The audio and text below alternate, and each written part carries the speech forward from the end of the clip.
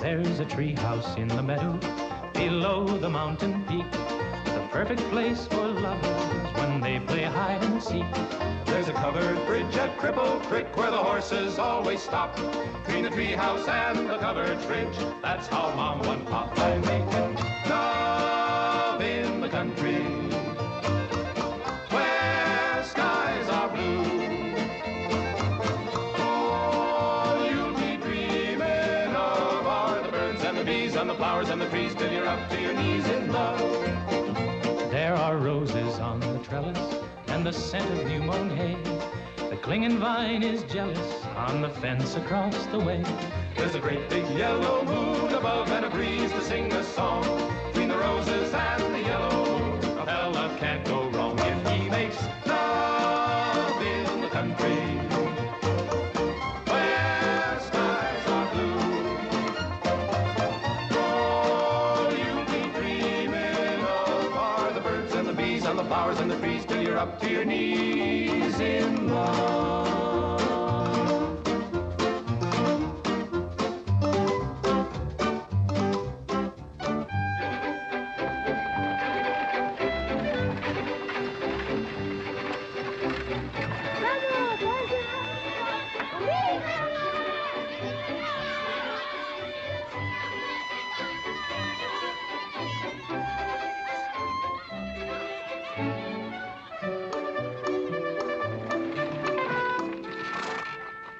Lord to goodness, not again.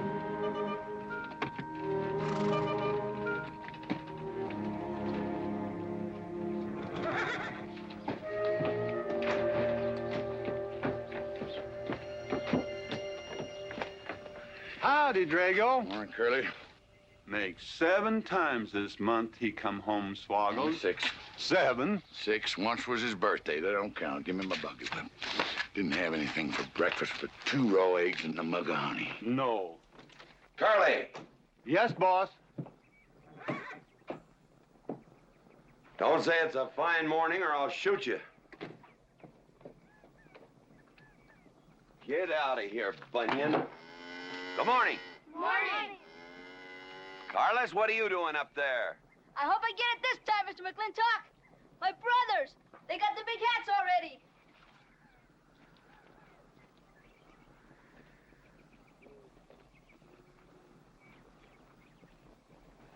All right, let them have at it.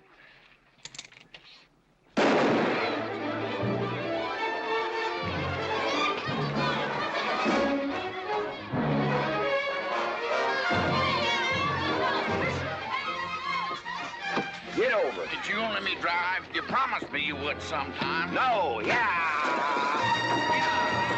Boss, you better watch that turn onto the road. Yeah. You're gonna kill both of us one of these days. Thank you, Mr. Boss!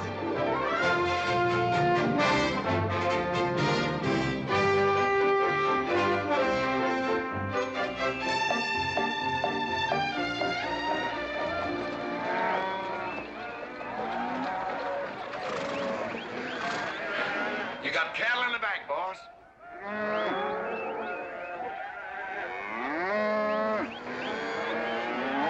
Yeah. Give it up, yeah.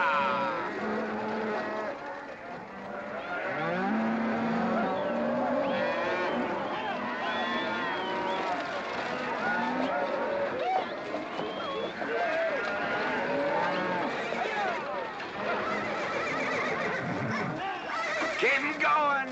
15 cents a pound all the way to Kansas City. Yeah, yeah.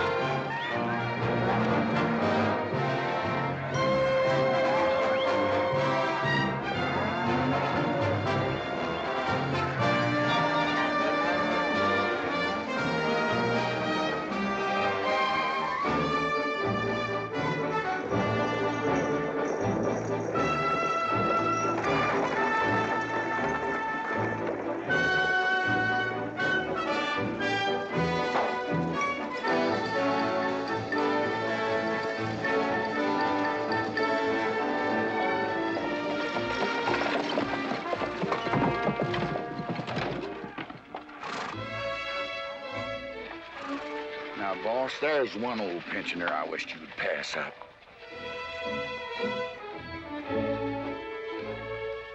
Bunny? Yeah. I knew where I'd seen his face before. He's an old timer. He's just been around town a couple of years. Oh, you have no milk of human kindness. Morning, Mr. McClintock. Morning, Bunny. Well, I can see you're in good health. Never felt better. Contrary to what you may hear. Me, my kidneys ain't what they used to be, and my liver's been leaving me bilious. Drago?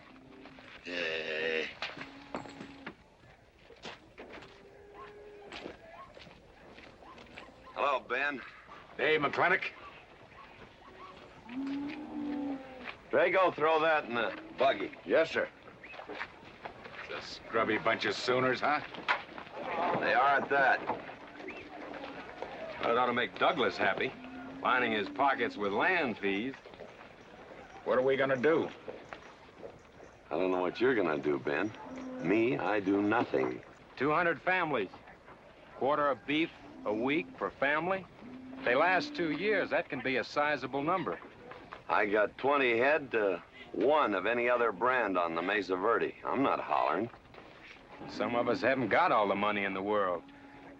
Some of us ain't old and tired and feel like being put upon. You interest me, young Ben. Go on.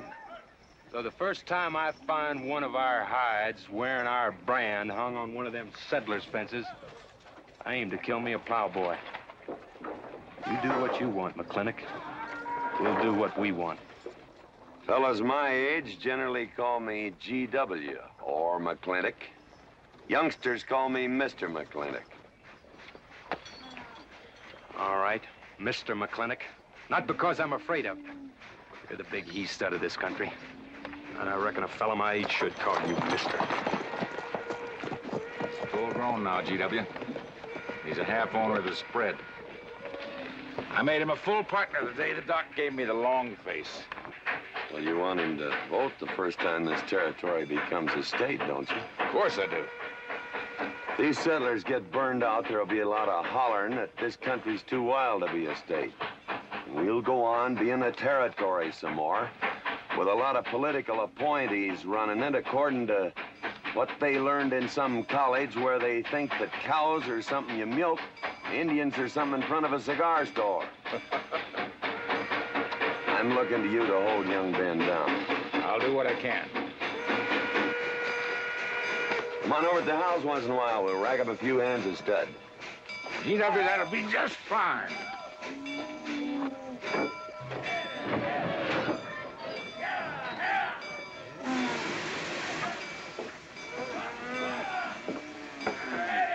It's a nice morning, ain't it, boss? Everybody's entitled to their own opinion. Like that again, eh? Here's something that'll cheer you up. About 1,000 head. I figure they'll bring about 1,250. They're not as fat as I'd like to ship. They all off the North Range? Yes, sir. Settlers. Every one of them with a plow and a Bible. Not the slightest idea what the range is for. Drago! Drag out that hog leg. Yes, sir. Give me some attention. Yeah! People! People! People! People!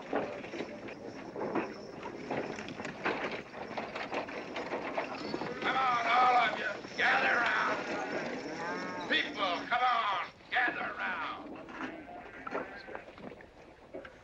I'm McClintock. You people plan to homestead and farm the Mesa Verde. Yes, sir. The government give us each 160 acres. The government never gave anybody anything. Some years back, a lot like you came in. You had a pretty good first year, good summer, easy winter. But the next year, the last rain was in February. And by June, even the jackrabbits had sense enough to get off the mesa. Folks, do you know who that is? That's McLintock. George Washington McLintock. I told him that, Douglas. He controls the water rights on 200 square miles of range. You know that lumber you got? It came from his land. Cut by his loggers and milled in his mills. Douglas, I come close to killing you a couple of times when we were younger. Saddens me I didn't. Can you imagine a man who owns all that? Oh, and mines, too. I forgot to mention them. All that. And he's begrudging poor people a measly 160 acres. That right, Mr. McClintock? You begrudge us a little free land? There's no such thing as free land. If you make these homesteads go, you'll have earned every acre of it. But you just can't make them go on the Mesa Verde. God made that country for buffalo. Serves pretty well for cattle. But it hates the plow. And even the government should know that you can't farm 6,000 feet above sea level. Any trouble, Mr. McClintock? No trouble, Jeff.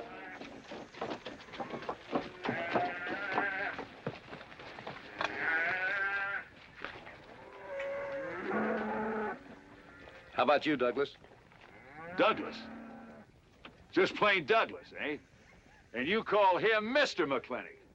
Why? Well, Douglas, I guess it's because he earned it.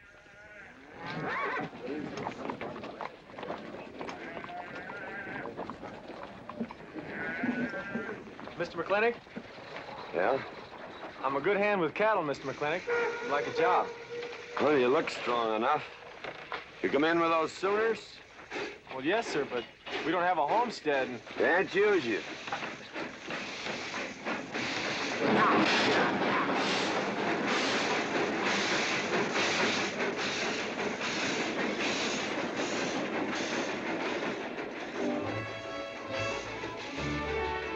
Tough life, ain't it, Sonny? Hell, ain't much future in being a farmer around these parts.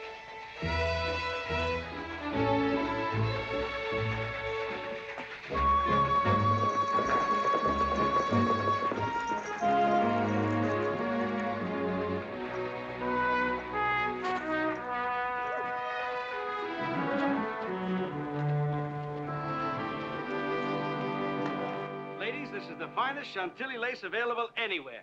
Chantilly, Mr. Birnbaum. Well, believe me, it's the best. Oh, excuse me, please. Look around. Take your time. Drago, I got 1,000 Havana cigars and 12 of those hats for you over there. Them fell big hats ain't gonna last long the way some folks have been dipping into that red eye these days. Uh-oh. Good morning, G.W. Good morning. I stole some stick candy. Please, help yourself. Come on in. Davy, you can forget about saddling up the horse. Come in here. Problem? Yes. Well, if I were blacks, I'd move Queen's Bishop to King 4. Yeah, you might be right. You know, I was just starting to work this out when the letter came. Letter? It was... What happened? Don't you want me... Morning, Mr. McClintock. Morning, Davy. You being here saved me a trip. Oh, that hat and suit of clothes you picked out for my birthday? Well, instead of this cowboy hat, I'd like to have this one. If it's, all right with you, sir. Well, it's all right with me, Davy. Of course, that looks like the kind of a hat a fella'd wear down Main Street to start a fight. Oh, I don't need a city hat for that. All I have to do is walk down the street and some wiseacre will call me an Indian, and just like that, the fight's on. Davy, the letter, it's for you. And you are an Indian.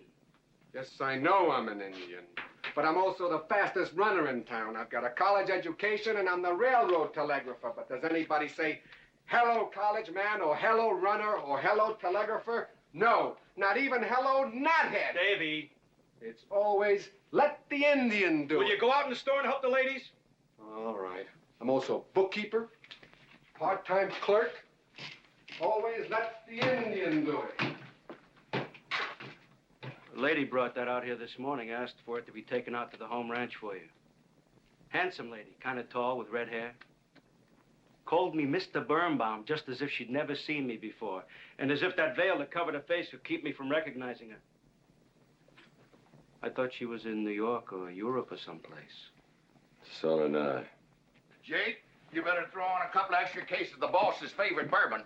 That stuff sure gets used up fast out at our place. Which reminds me, you better start tapering off. Catherine's in town. Katie?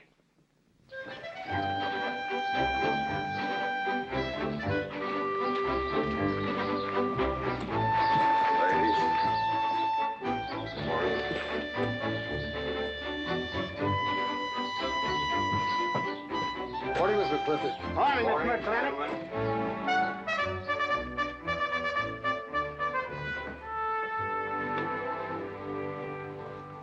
Good morning. Hello, morning, Matt. Darling. Fauntleroy. Morning, GW. What are you doing in here? Why aren't you out at the desk? Helping out the bartender. Yeah, I see a busy day. Give me the key to room 17. What?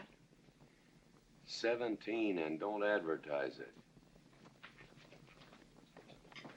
Here they come, Mr. McClintock.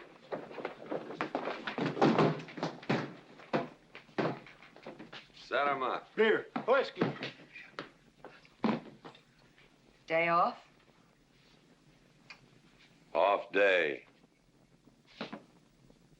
Wonder what he's so preoccupied about. Haven't you heard? No, what? Katie's back in town. Katie? Yes, dear. The social arbiter. Well, hi, Sonny. Good morning. Oh, He sure is a quiet one. Mr. McClintock, I don't want to bother you. I'm sorry, boy. I told you, no job.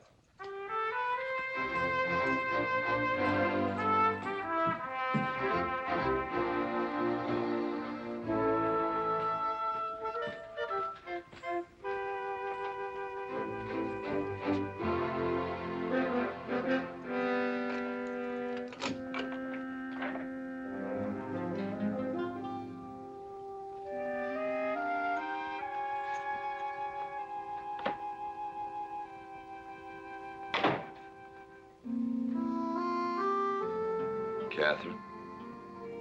George Washington McLintock.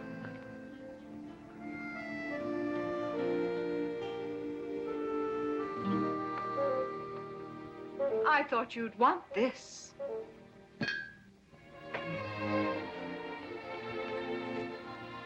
First dig of the spur. But who am I to upset your plans? But you feel kind of silly. I never feel silly. It's because you have no sense of humor. Why couldn't we sit down in the hotel dining room and talk about whatever it is you want to talk about? Or why couldn't you just come over to the house? And have everybody know that we're meeting. Everybody knows, and what's the difference? We're married. That is something I should like to change.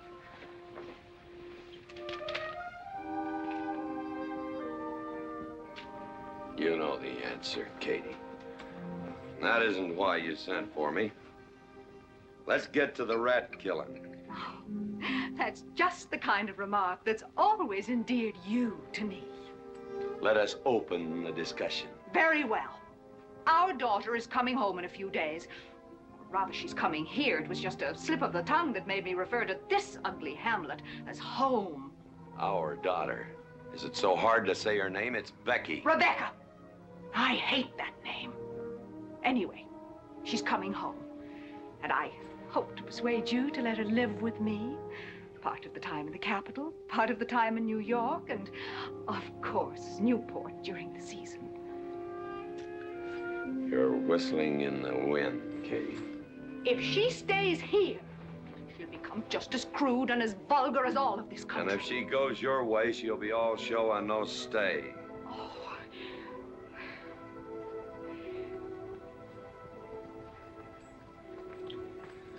No go, Kate. I hate you. Oh, how I hate you. Half the people in the world are women. Why does it have to be you that stirs me? Animal. That's the story. I saw your picture in the paper at the governor's ball. You were dancing with the governor. At least he's a gentleman. I doubt that. You have to be a man first before you're a gentleman. He misses on both counts.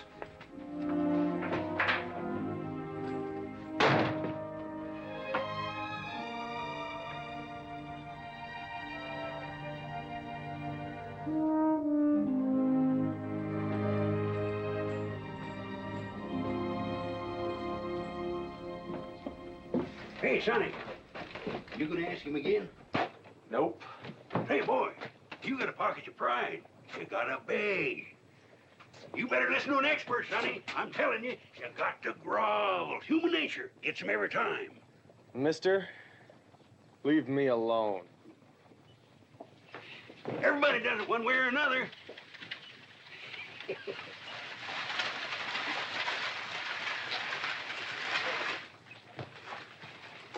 About that job, Mr. McClintock. I already told you, son, I've got no need for farmers, or use for them. Just 1 minute, Mr. McClintock.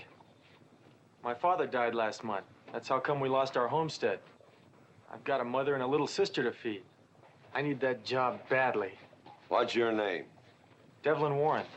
Well, you got a job, son. See my home ranch foreman. He's over at the corral.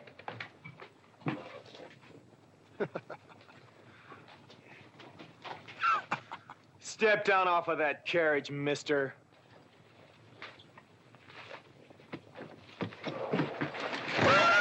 Hold that hog leg. I've been punched many a time in my life, but never for hiring anybody. I don't know what to say. Never begged before. Turn my stomach. I suppose I should have been grateful you gave me the job. Gave? Boy, you got it all wrong. I don't give jobs, I hire men. You intend to give this man a full day's work, don't you, boy? You mean you're still hiring me, Mr. McLean? Well, yes, sir. I mean, I'll certainly deliver a fair day's work. For that, I'll pay you a fair day's wage. You won't give me anything, and I won't give you anything. We both hold up our heads. Where do you live? The settlers' encampment, down by the mine. That's your plug? Yes, sir. Well, hop on him, and we'll go get your gear.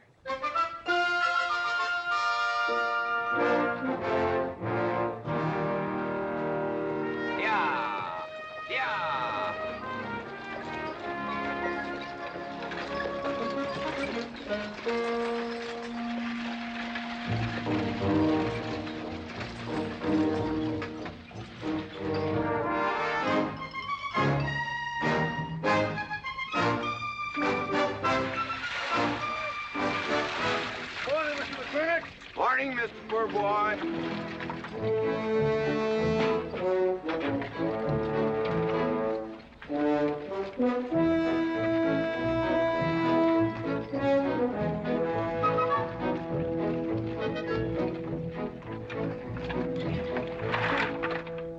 I'm sure that all you fine people are interested in knowing just what portion of this new land will be your new home. Oh, Jones and McAllister, since you've been more or less the leaders of our group, I'd like to have you come up and check the exact location. Won't be a minute, sir.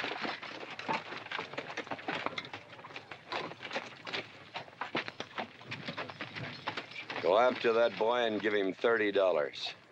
Tell him McClintock pays these riders a month in advance. From the looks of things, they could sure use it, too. Oh, Mom? It's Mr. Drago. More.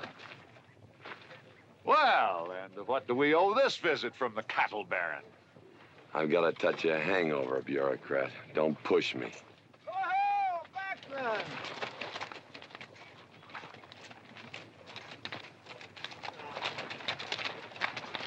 Say, those are Indians. Are there Indians in this homestead land? Friendly Indians, my boy. Oh, McLaglen. Oh, running buffalo. Oh, McLaglen. Long time we don't get drunk together. And it's going to be a lot longer time, because it's against the law and you're with the sheriff. And if I got my hands full, they came into town to meet the train. The old Indian chiefs are coming home. I heard they'd been pardoned. They don't know when it's arriving, this week, next week, or next month. So in the meantime, I've got to do something with them. Could I cut out a couple of head of your steers to feed them? Otherwise, some of these settlers' milk cows are going to disappear. That's right, McLaglen. Cut out whatever you need. Sheriff, are you going to camp these savages with all these settlers? You're asking for trouble. Mr. Douglas, I already have plenty of trouble. Please stay off my back. Running Buffalo, bring your people over to the clay slide. Go. Hello, Mr. McLaglen. Tiny Mouse, it's nice to see you. You wouldn't believe it now, but 20 years ago, she was a mighty handsome maid. 20 years ago, you thought so too, Mr. Douglas.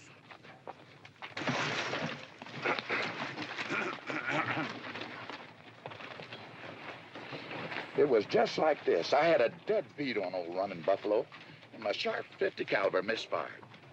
That was back in that trouble in the 40s. Remember? I remember. Hey, you want to tell you something come directly from heaven? No.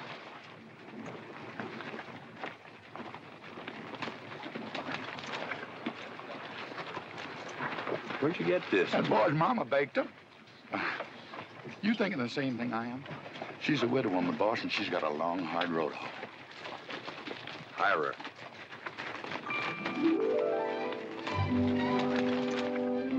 I always said you had a heap of sense. Mr. McClintock, this is my mother. Your mother? And my sister. Pleased to meet you, Mr. McClintock. Ma'am, this here's my boss, and he has a few choice words to say about your biscuits. Yes, Mr. McClintock? Well, they're great.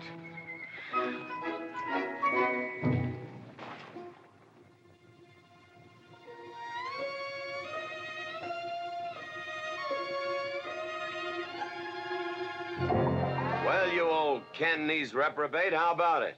Fire me? I'd kill myself. I'm not talking about firing you, I'm retiring you.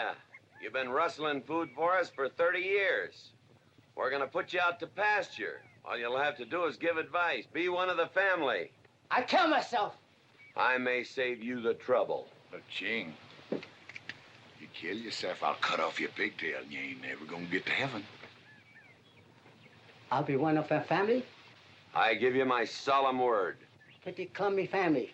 Drink too much, get in fights, yell all the time. Cut off his pigtail. All right, I'll be one of our family. Giúp lấy đó. Phải là giúp lấy đó. Giúp lấy đó, cảm ơn.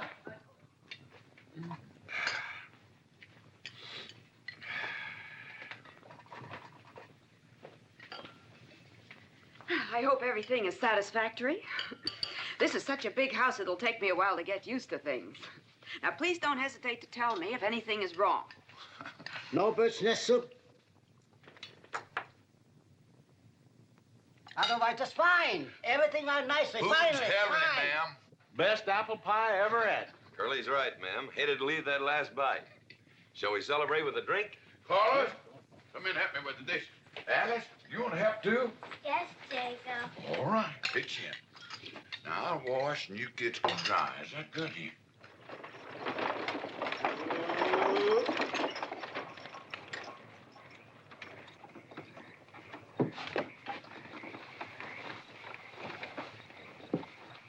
Don't seem possible one woman could use all them clothes. You keep a civil tongue in your unprepossessing face. Yes, ma'am. And unload my baggage, please. Yes, ma'am. By the way, what does that word unprepossessing mean?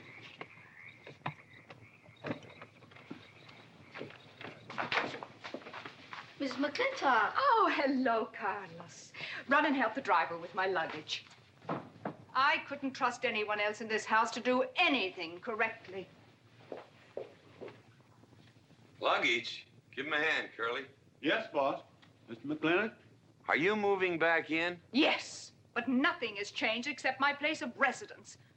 And I'd be willing to put up with savages rather than be denied the company of my daughter.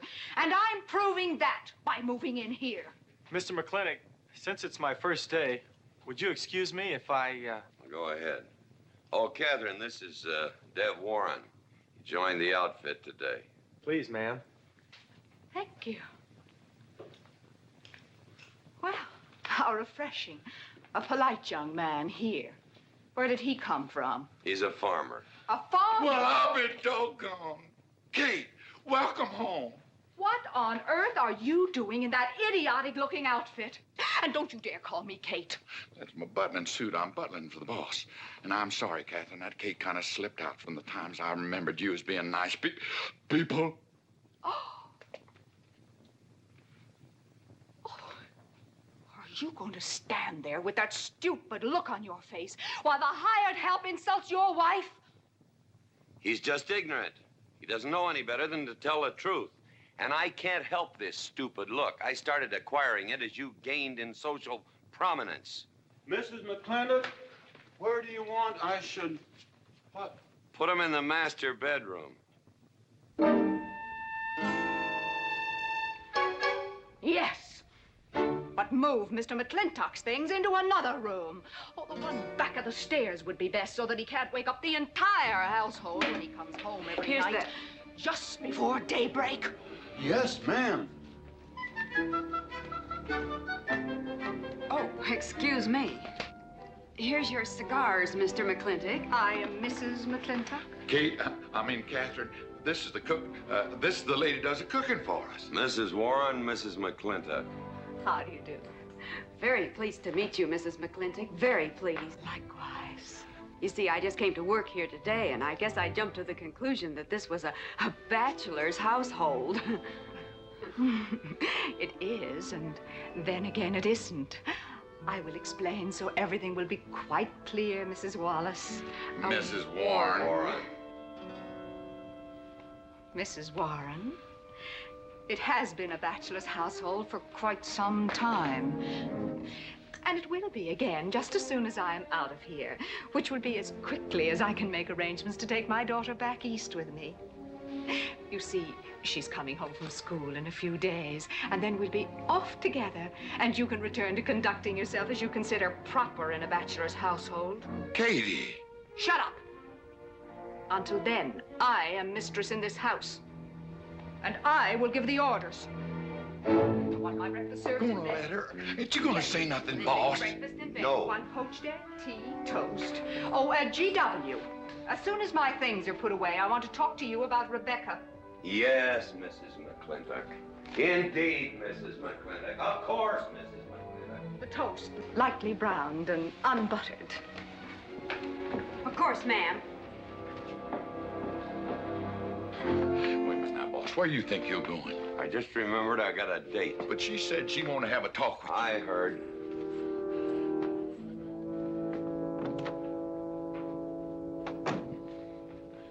Good evening, Lem. Good evening, Mr. Mack. Yep.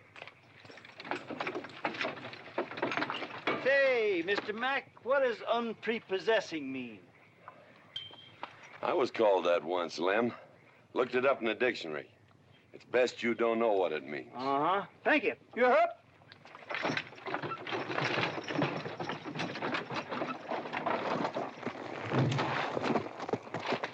Hey! What am I gonna tell her when she asks where you went? When in doubt, tell the truth. She wouldn't expect that from you anyway. Where's Mr. McClintock gone? There he goes, burning his last bridge. You see a yellow streak about a foot wide running up down his backbone. Well, Mr. McClintock? He ain't afraid of nothing. I once thought that.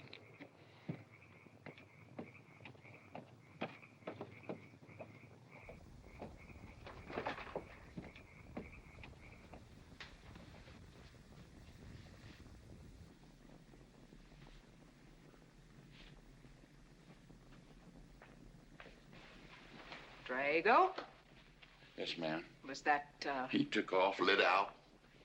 I told him I wanted to talk to him. Yes, ma'am. I was standing right over here when you said it, and I was standing right out there on those front steps when he walked up to a horse, grabbed a hunk of mane, stepped up on him, and sunk spur. Where did he go? Last time I saw him, he's going east. But you know him, he's liable to go north, south, or west. Get me a carriage. Yes, ma'am, but But what? maybe you shouldn't follow him into maybe where he's going into. What does that mean? I don't know, but I wish I hadn't said it. Just get the carriage. Yes, ma'am. What happened? Get the Bruce. Baruch? Hitch it up. She wants to go to town. But Mr. McClintock never said anything to me about it. Look, young fella, I'm the ramrod around this place, and you better start giving me a yes, sir. You're gonna get the roof of this house pulled down on your head. Yes, sir.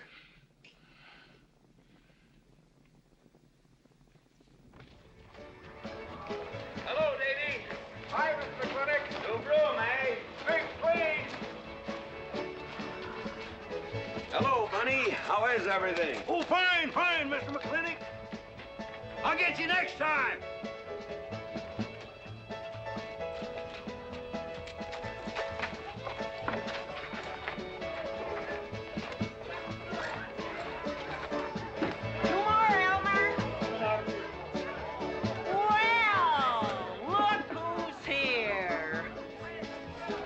be, Mac? Same as usual? Ladies. Evening, GW. Jake? Wrong move. What? Chess problem. Queen's in danger.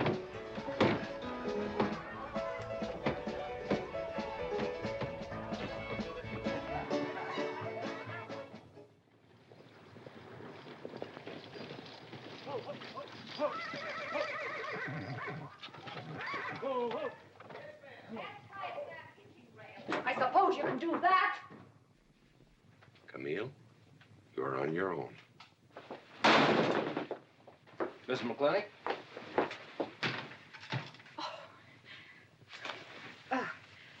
I'm Camille. Camille Reedbottom. I'm learning the game of chess. Thought it would give me something to pass the time. See, I have nothing to do all day long, and I just remembered something.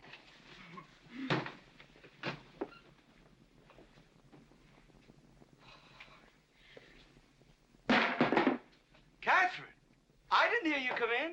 Mr. McClintock, I told you that I wanted to talk to you. Not now. Could I get you a glass of sherry, Catherine? Oh, thank you, Mr. Birnbaum. I could use one. I came into town behind a runaway team. Drago never could handle horses. It was that young man whose mother pretends to be your cook. Catherine, your wife. Oh, thank you, Mr. Birnbaum.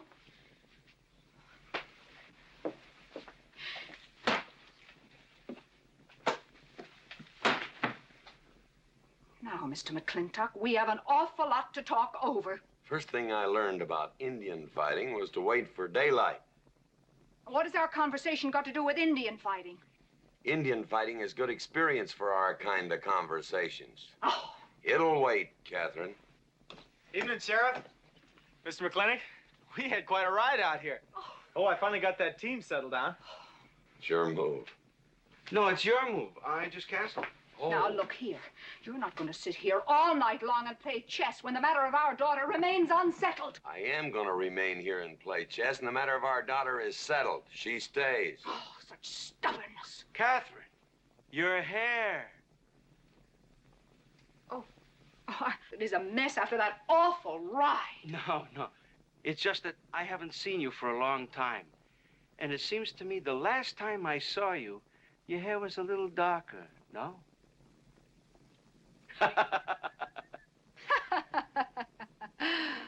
It's a funny thing that tricks a man's memory will play, huh?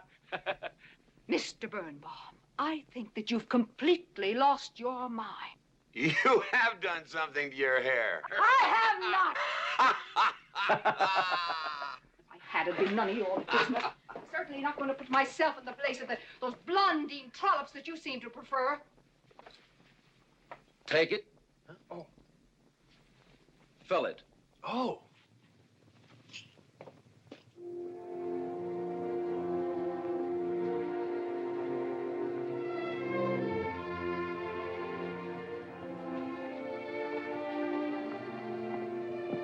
Morning. You fellas still at it all night? A McLintock never quits. But a Birnbaum has to.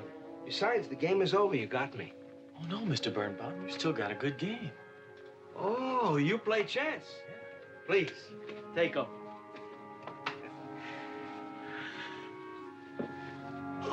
Pretty good. Fair. Well, looks like I won't have to come into town always to get a game. Remember, I'm a bad loser. It's your move. Yes, sir.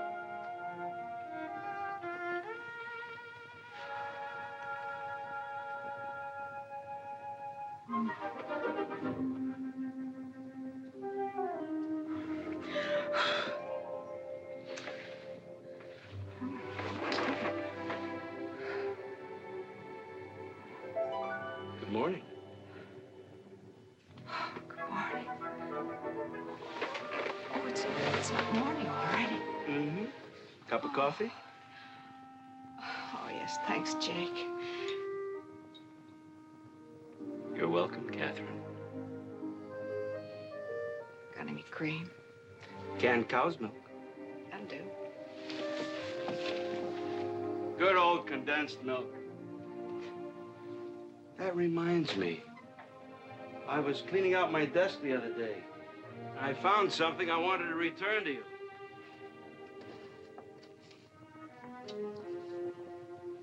Here it is.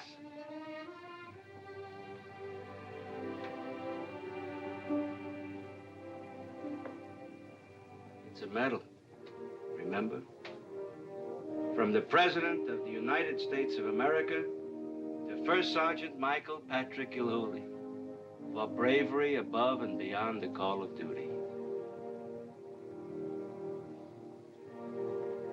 It's your papa. Reminds me of the first time I ever saw you. It was over 17 years ago. You walked into my store, not much bigger than the bundle you were carrying. And in the bundle was the most beautiful baby I ever saw. And was she hungry? You walked all the way from Superstition Creek just to trade me that medal for a case of canned milk.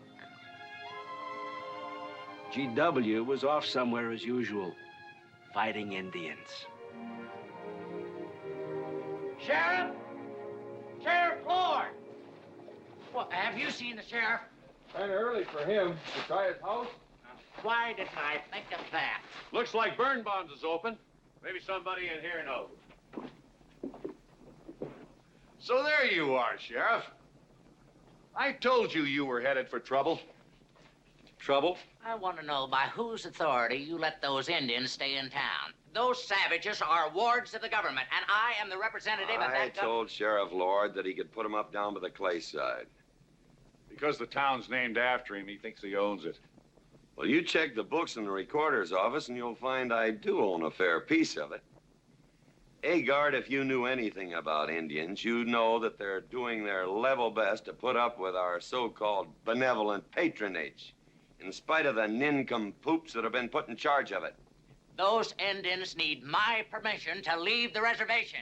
Those chiefs have been giving orders all their lives. It's pretty hard for them to understand that they have to hold up their hand like a schoolboy in a classroom. The law is very clear. I told you you'd get no satisfaction from these people. But we'll get the girl back. Girl?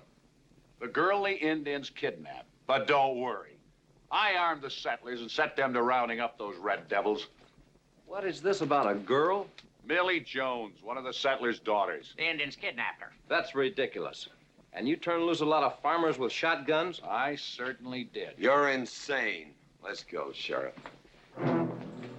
Mr. Douglas, Oh, Miss McClintock.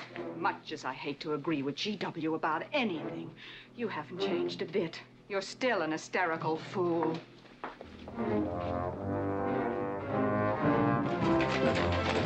Coming to town, I got worried. What about? Thought maybe Katie shot you. Not yet, Drago, but it took restraint. Wait a minute. We better take Agard along. Not that he'll be much help. Drago, have him on the horse. Just a minute. Well, I'll drive. Yes, sir. Agard, what are you doing?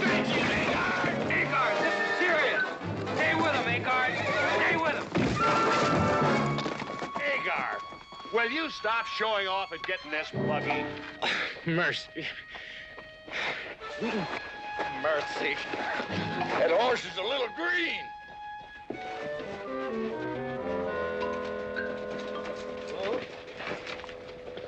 Let's go. yeah.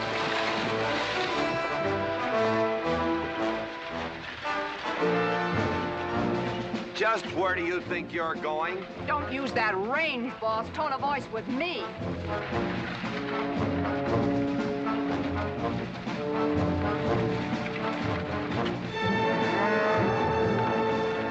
Carter! Headed for Mr. Poorboy's mine. Mount up some riders. Right, boss. You heard the man.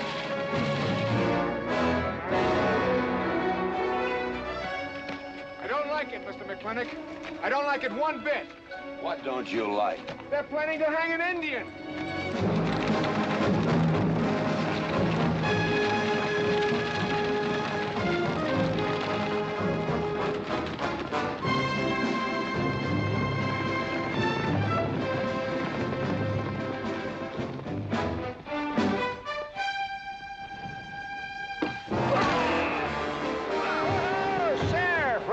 funny. Where's the whiskey?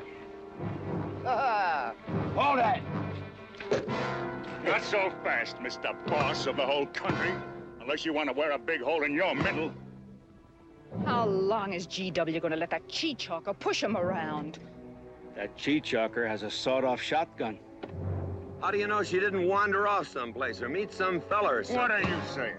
That I didn't raise my girl right? That she'd wander off all night with some man?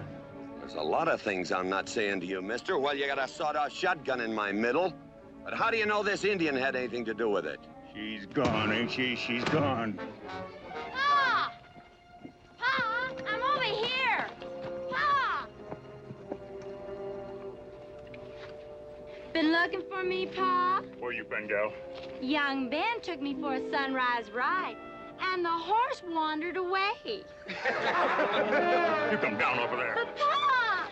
She's telling the truth, Mr. McClintock. We wasn't doing nothing. Well, that's not important right now. The important thing is that you don't draw that hog leg, or this'll be worse than Dodge City on Saturday night. You get on back to the wagon. I'll tend to you later. Now for this young whippersnapper. Now, no harm has been done.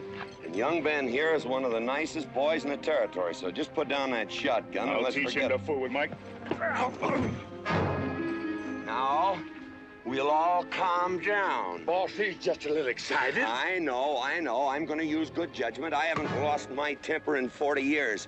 But, Pilgrim, you caused a lot of trouble this morning. Might have got somebody killed. And somebody ought to belt you in the mouth. But I won't. I won't. The hell I will.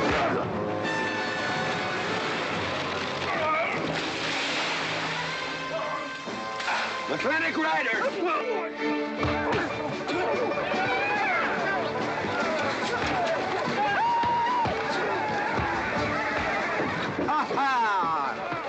Oh, Markland!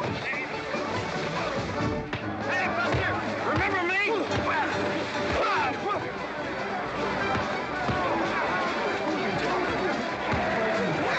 Hello, sir. Nice party.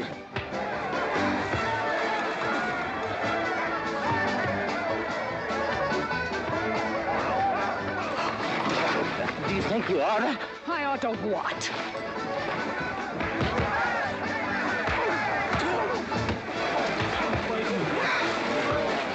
Why, you...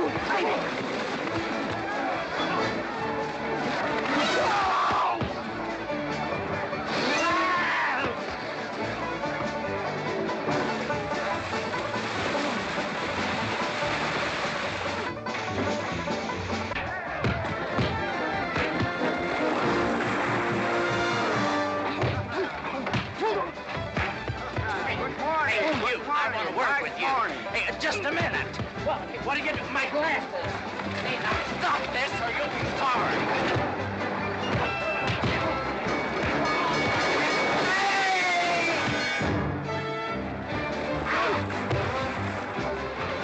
Stay out of this, Jake. It's everybody's war.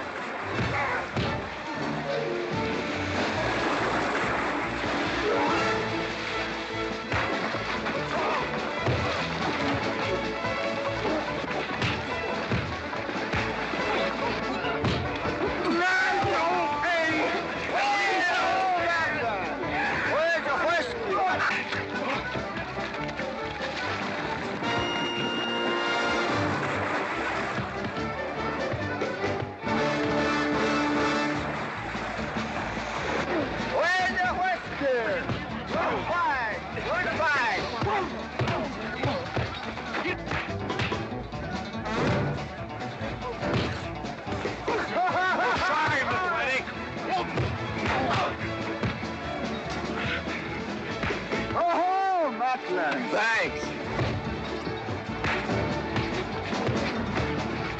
Ha-ha! It's very funny. Yeah, very funny.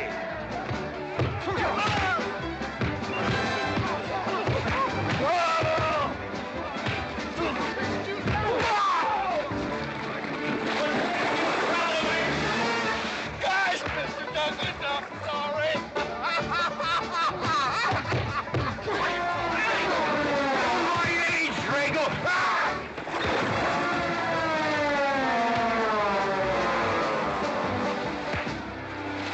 Hey!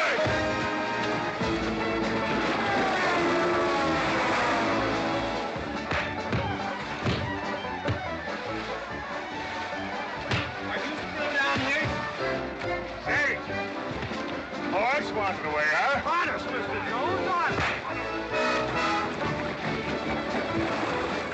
Oh, get out of my way.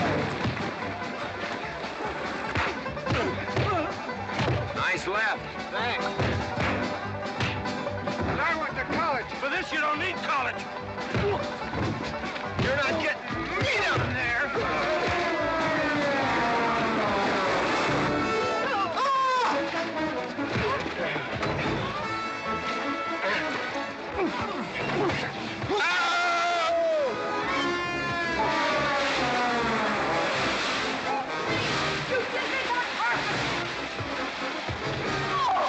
Why, McClintock, you big... Good morning to you, Mrs. McClintock. Buddy, you big... Yowie!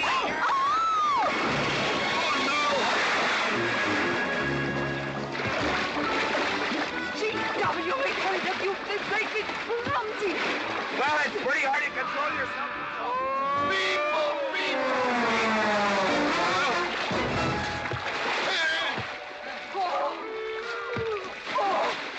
Oh, McLaglen! Oh, McLaglen! What's party? But no whiskey. We go home.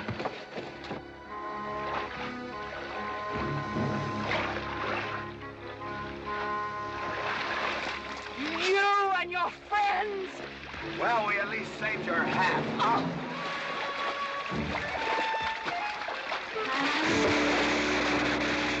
Where is everybody? Oh, for heaven's sakes.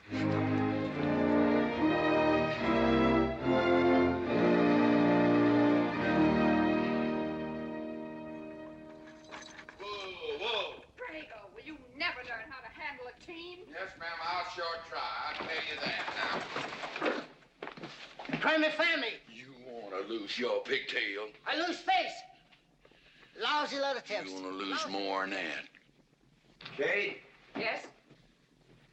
we could be a big help to one another. Like what, may I ask? Well, we could wash the mud off of each other.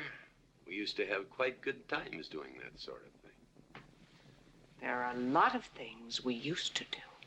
Good night, Mr. McClintock.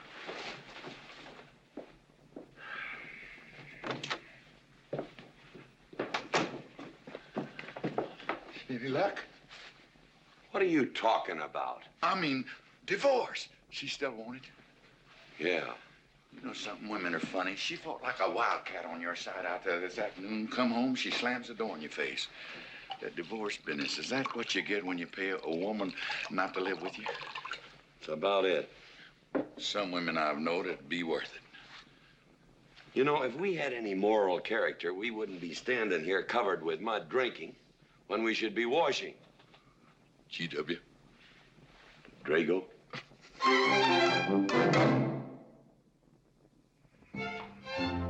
Miss Warren, these biscuits. Mmm. Oh, thank you, Drago.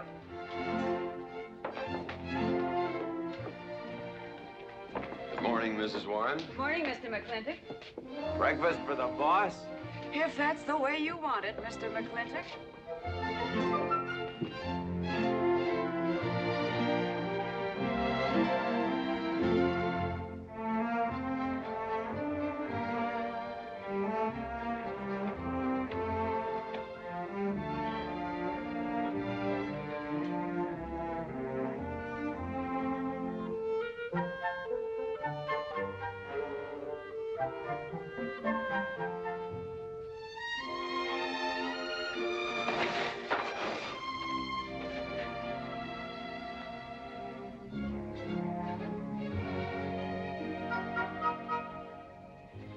One poached egg, tea, toast, lightly browned, and Why, Mrs. McClintock, you have a black eye. I do.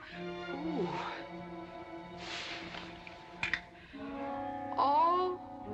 Oh, and Becky's coming home today. And that's not all. There's a little something we'd better get settled. There are no men listening now, so we can be ourselves. Oh, sure, I let you get away with all that guff the other night. But now that we're alone... When I want the opinion of the hired help, I'll ask for it. You know, you could wind up with two black eyes. What? Oh, I realize you had to put on that big act. We always have to just before we get ready to forgive them. Generally for something they haven't done. But you and I both know that's just to keep them from getting the idea they run things.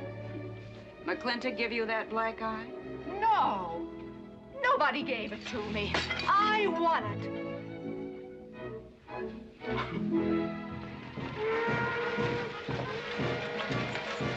Morning, Davy. Morning, Mrs. Beach. Mr. Beach.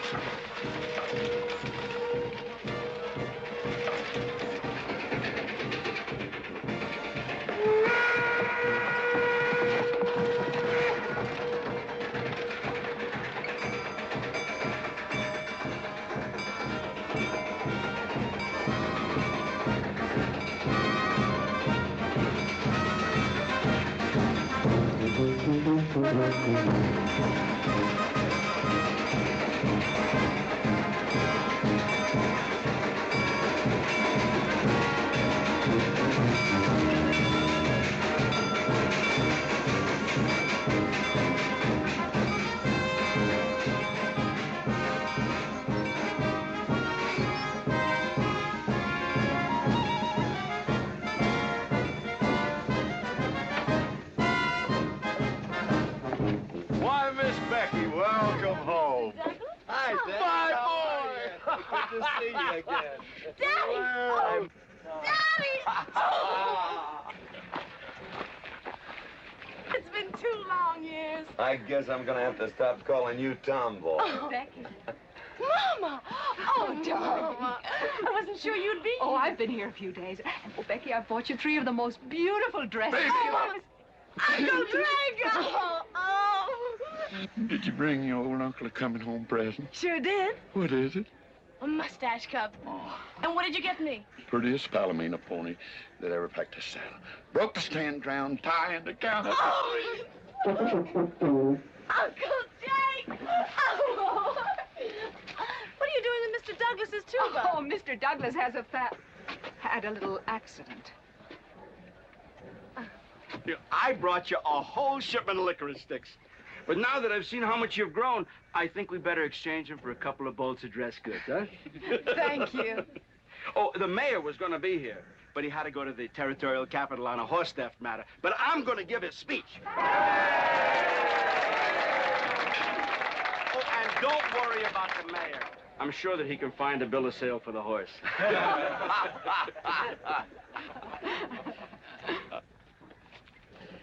Ladies and gentlemen, we are here to welcome the fairest... What am I doing? We are here to welcome back the prettiest girl that was ever born in McClintock, or in any part of the territory.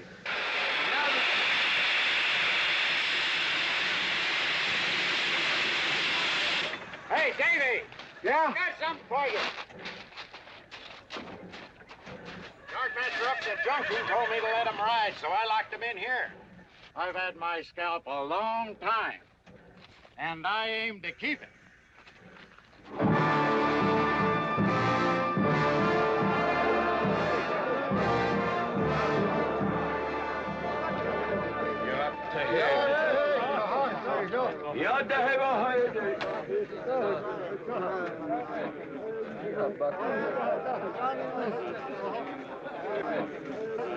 And now she's come back to us. Gone are the pigtails, but the freckles are still on the prettiest face that was ever born in McClintock.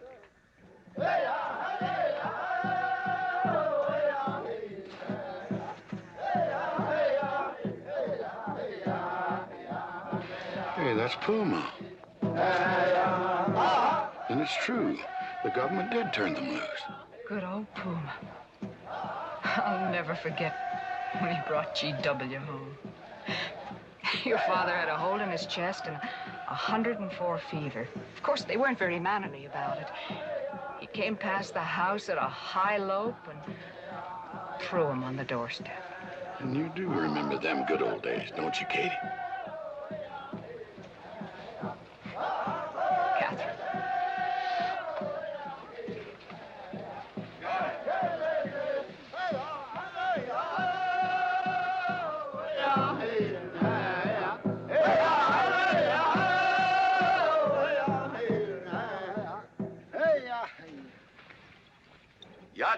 my friends. Hey. Puma, honored enemy. Does big McLintock forget? Also blood brother. No, I'll never forget that. All wound. Does it hurt still? I feel it when it comes on to rain. An inch higher and I wouldn't have had to worry. Our big McLintock, that was remembered fight. We return with news. Our people have more trouble.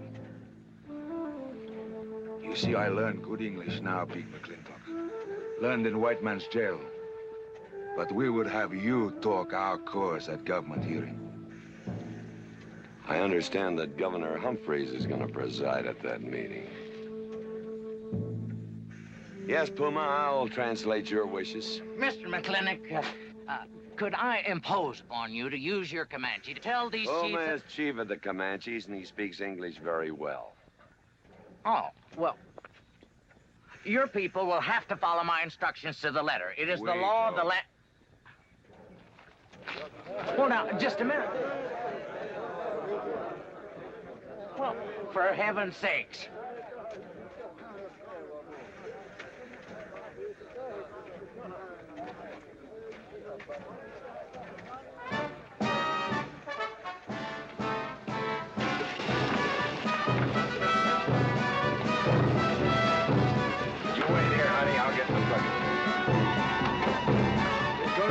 Party?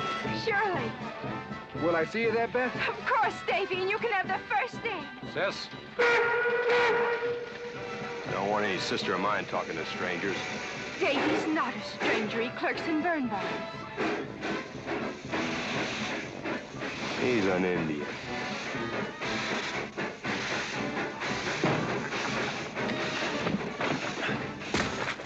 Darn you, Drago!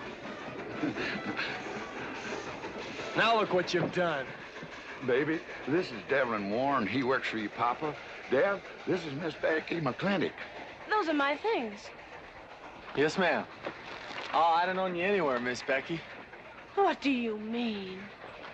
Oh, I mean, you look so much like your mother. Or even prettier. Oh, Mr. Warren. Mother's much prettier than I am. Many a fight started with words like that. Come on, get in the boat. Hello, Ching. We got jelly pie for dinner. Oh. I'm not cooking. No, he's not. Junior! Yes, Miss Becky. You remember Junior Douglas, Mama? Oh, of course. How's college? Valedictorian, 95. Oh, congratulations. Oh, Mr. and Mrs. Douglas, we will see you at the party, of course. Oh, delighted.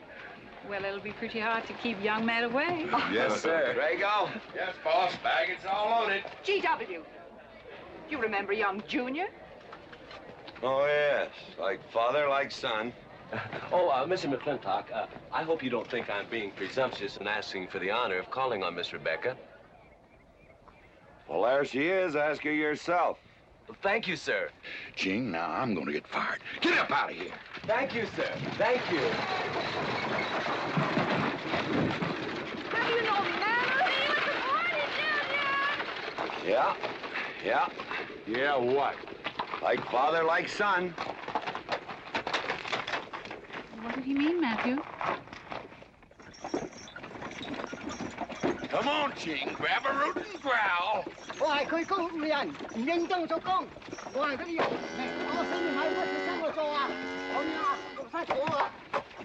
you're doing a good job, Miss McClintock. Thank you, Miss Warren. Deb, when you're finished there, go over and help Drago with the beer cakes. Yes, Mom. Deb, could you come and help me a minute?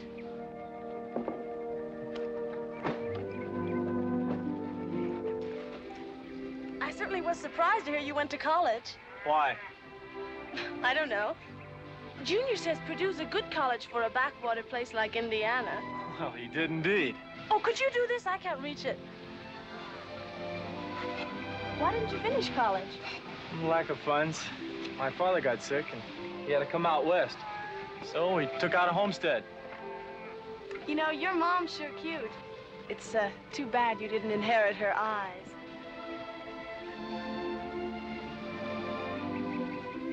Well, you'd been lucky if you'd inherited a few things from your father. Oh, really? For instance? It was common sense, for instance. Common sense. Yeah. You don't see him being fooled by some dude like Junior Douglas. Junior's not a dude. He's nifty. This needs a woman's touch. And besides, he got a letter at college. What sport? Glee club. Very strenuous. Don't you dare hug me! Oh! I have no intention of hugging you. Oh!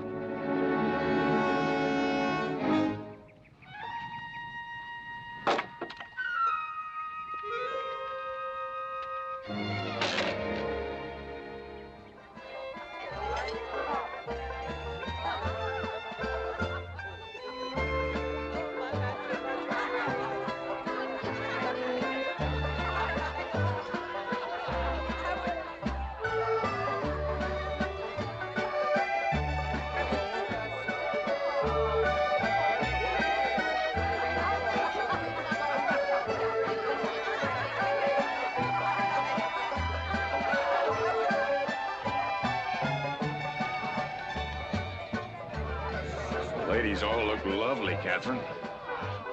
You know, this is a real fine party. Oh, thank you, Ben. Of course, we had to invite everybody. Just everybody.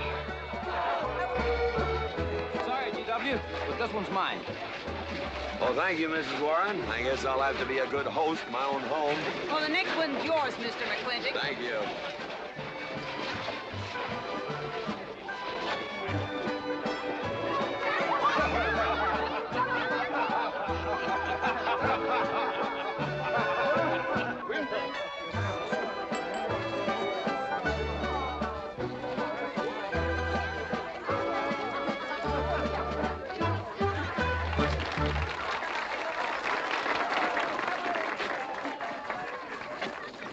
Drago, go and do what I told you to do. Oh, Katie. Catherine, and do as you're told. Oh, Drago, Do this, Drago, do that. Yeah! People, people, people. This Douglas feller. Drago! Yes, ma'am. Matt Douglas, Jr. is going to bring you folks some of the latest terpsichorean dance steps, brand new, brought by him directly from New York City. All right, Mr. Fiddler.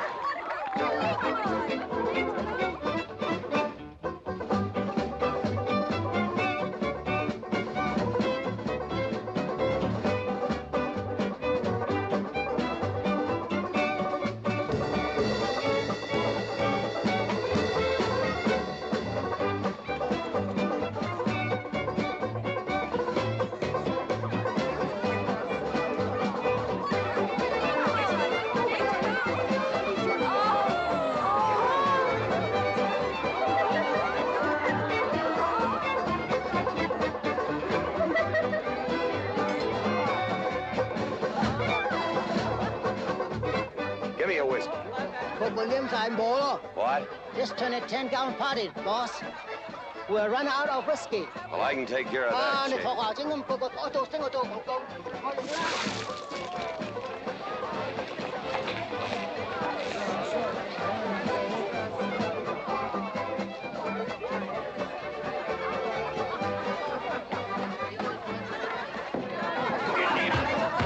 Indian.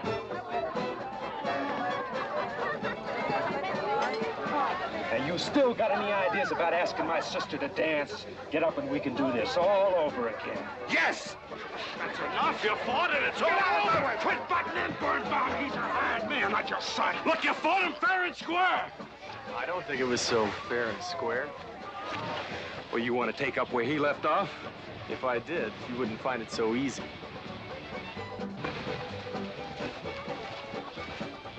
Now we've had enough of this. Well, when are you gonna quit walking away? Just as soon as we're out of sight of the party. A little lesson I learned back home, don't fight in front of women. Well, we're out of sight now. So we are.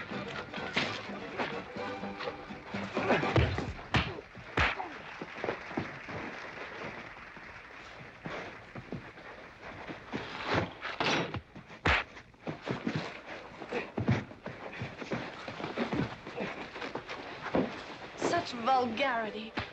Someone should do something about it. You're right. Absolutely right.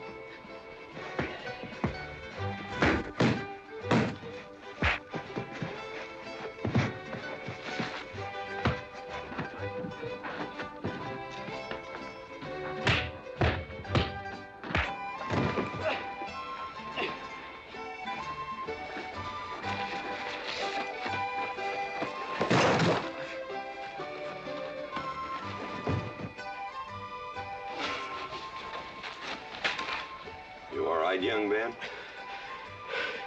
I'm all right, Mr. McClintock. Pretty fancy fighting for a country boy. 2 years at Purdue, Mr. McClintock, on the boxing team. I never thought any farmer could whip me. You sure did. Better get him cleaned up. Get him some water, Jake. Yeah.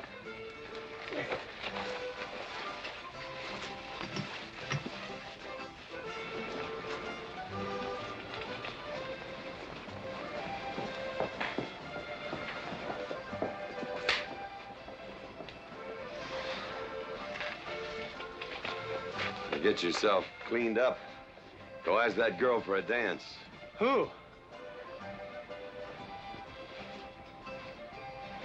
Oh! Did I miss one? Where is he? I'll find him, that young whippersnapper. Trouble. Where is that farmer boy? Where is he? Where is he, G.W.? Oh, so you're the young farmer boy that whipped my nephew. Well, I'm Fauntleroy Sage, young Ben's uncle. Well, I'm no farmer, but if you're young Ben's uncle, yes, I whipped him. And you're intruding. What's intruding mean? Butting in. Oh, so he's insulting me. Well, then I got another reason for walloping him. Besides, on account of him thrashing my nephew, young Ben. Fauntleroy, you can't get mixed up in these youngsters' quarrel. Family honor. I can't have said a farmer whipped a sage. You're twice his size. Don't let that bother you, Mr. McClintock. Mr. Fauntleroy insists. I'll just have to teach him the same lesson.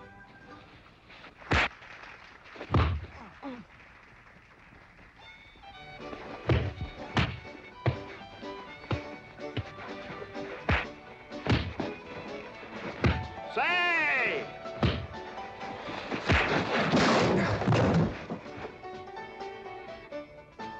Sorry, young feller. Hate to have to do that, young fella. No hard feelings. Not yet. Not yet what? I mean, that isn't all. Now, wait a minute. Fauntleroy, we're gonna make this a fair fight. Of course we are. Of course we are, G.W. There'll be none of this. I wouldn't do that, G.W. You wouldn't do... No, I wouldn't do that. And Dev, I don't want you kicking Fauntleroy in the knee. He didn't do no such thing. And none of this nose twisting. He's all yours.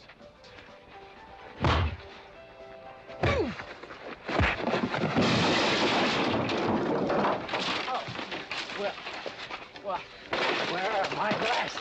You all right, young feller? Ouch!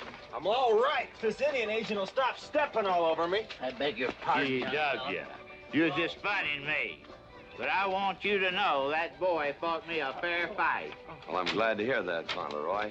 Here's my uncle. Fauntleroy, what have you been doing? I hope my uncle didn't bother anybody. No bother. I think we'd better join the ladies before they get curious. Drago. Fauntleroy, let's line them all up for a do-si-do. Jake, you think tincture of arnica would help? Could be. Used to help you. Gentlemen, to the medicine cabinet.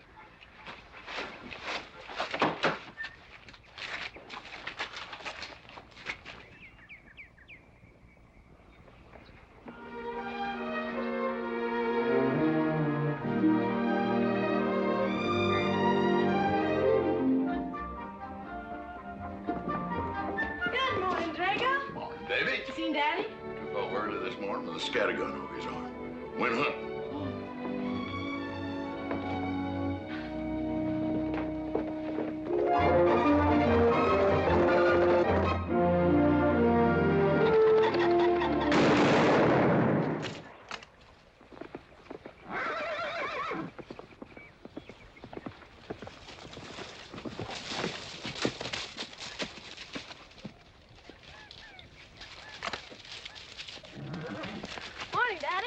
Good afternoon.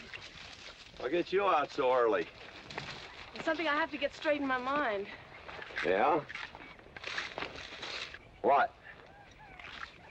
Mama?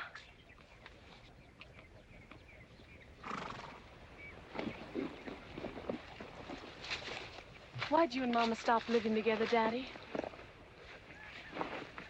Why'd you separate? Aren't you going to answer me? No. It's sort of my business, I think. I don't. Is it another woman? Usually is. At your age, you always know what's usual. Is it Mrs. Warren? Becky, I don't want to start laying the law down your first day back home.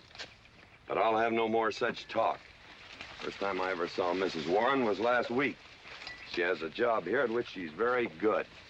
And I hope you'll have the good manners to not pry into other people's business. Your mother's and mine. Pretty good shot, Daddy. Oh, I can understand your trouble. Mama's often so, well, so petulant. Petulant? You learned a lot of words back east, Becky.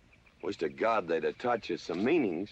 You were only about 6 months old when your mother stayed alone with you in a sod hut under 8 foot of snow, while I moved the herd 300 miles south to try and save it. Saved about half of it. You were a little more than a year old at the time of the great Comanche raids. We stood off 500 Plains Indians for 9 days. Petulant, Becky? I think you better go on home. See that Ching gets those birds.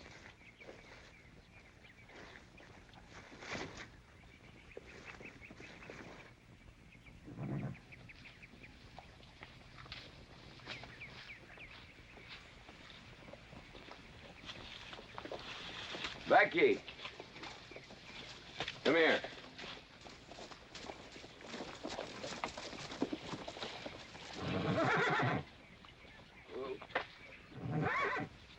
There's something I ought to tell you. Guess now's as good a time as any. You're gonna have every young buck west of the Missouri around here trying to marry you. Mostly because you're a handsome filly. But partly because I own everything in this country from here to there. They'll think you're gonna inherit it. Well, you're not. You're gonna leave most of it to, well, to the nation, really.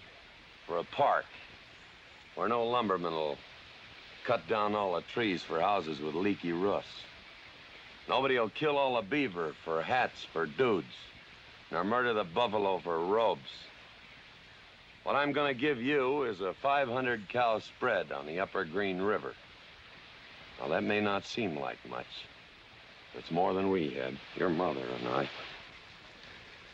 Some folks are gonna say I'm doing all this so I can sit up in the hereafter and look down on a park named after me. Or that I was disappointed in you. Didn't want you to get all that money. But the real reason, Becky, is because I love you. And I want you and some young man to have what I had. Because all the gold in the United States Treasury and all the harp music in heaven can't equal what happens between a man and a woman with all that growing together. I can't explain it any better than that.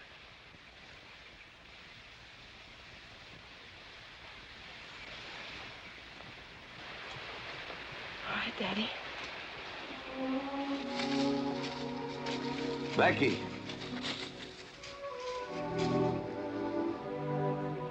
When you're as old as I am, you'll thank me for this. Daddy, I'm full grown. I wasn't worrying about me. I was thinking about you and Mama.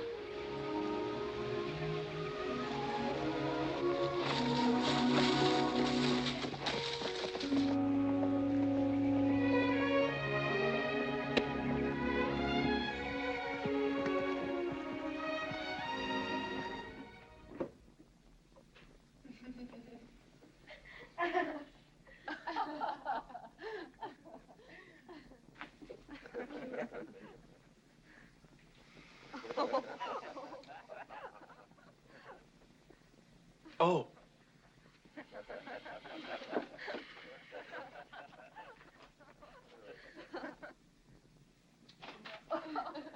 Well, sir, all three of them fell right out of the carriage. Well, it's getting rather late, Becky. It's bedtime. Oh, Mother. He brought this. He must have intended to use it. Oh, well. Sing us a song. Well, if you really want me to. Gosh, I haven't played in You quite know just right for me. Sure. It's the rage now. Oh. Oh. Dev, what are you doing? Oh. I just thought I'd get another cigar. Well, you've got one in your mouth and two burning in the tray. Not move. Fellas want me to play all the time. You're cuter than a baby steer, and softer than a mouse's ear. I want the whole wide world to hear. You're just right for me. You're sweeter than... Oh, no, not that rhythm, Junior. Do it the way they do at the plaza. I know the words. Sure, Becky. Will you sing with me? Of course. All right. I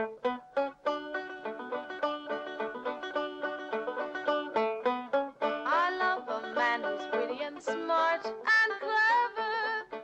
It's your move. Oh. Oh, Dev, you're playing like an amateur. Let's call it an evening. I'd like to know where your mind is tonight. You're sweeter than the early spring, or bluebells when they start to Pretty good. You Voice like her father. feel like a king. You're just right for me. Sweeter than honey, finer than wine. I'm sure they found you on that honeysuckle vine. I would melt in your embrace. You disappear without a trace. To die like this is no disgrace. This is the time. This is the place for you. Just Right for me.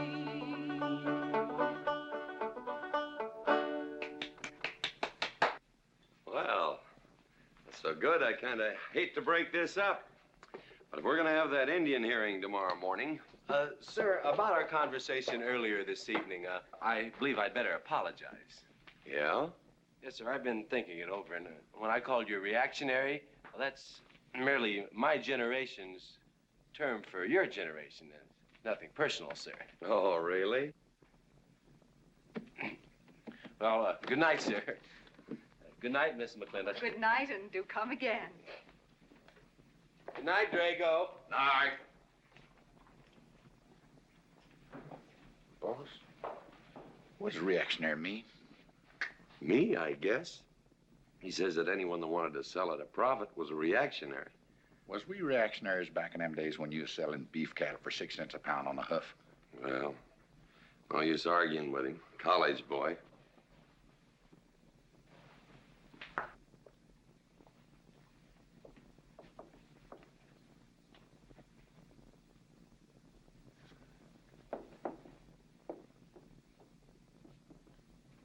Devlin Warren, if you was my kind of man, you wouldn't let some dude walk off with the prettiest girl west of Denver without putting up some kind of fight. Does it show? Well, what can I do? I'm just one of her father's employees. I'm just a hired hand around here. Every so often, Dev, you spill the strangest ideas. Everybody works for somebody. Me, I work for everybody in these United States that steps into a butcher's shop for a T-bone steak. And you work for me. It's not much difference. Daddy, the most terrible thing just happened. Junior's horse ran away. The one he rented at the livery stable. Tied up a rented horse by the reins. He's probably back in the stall by now. I think we could get Junior something that he can ride. What I'd rather do, Daddy, is drive Junior home in our barouche.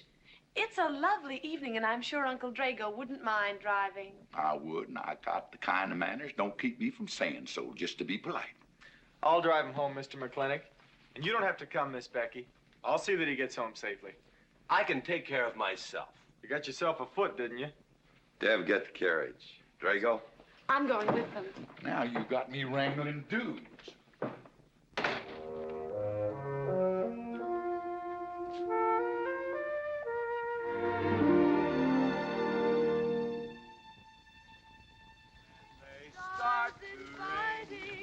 You make a man feel like a king.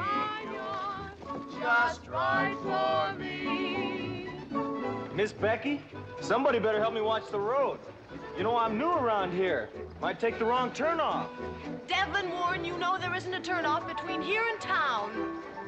You disappear without a trace. To die like this is no disgrace. This is time. This is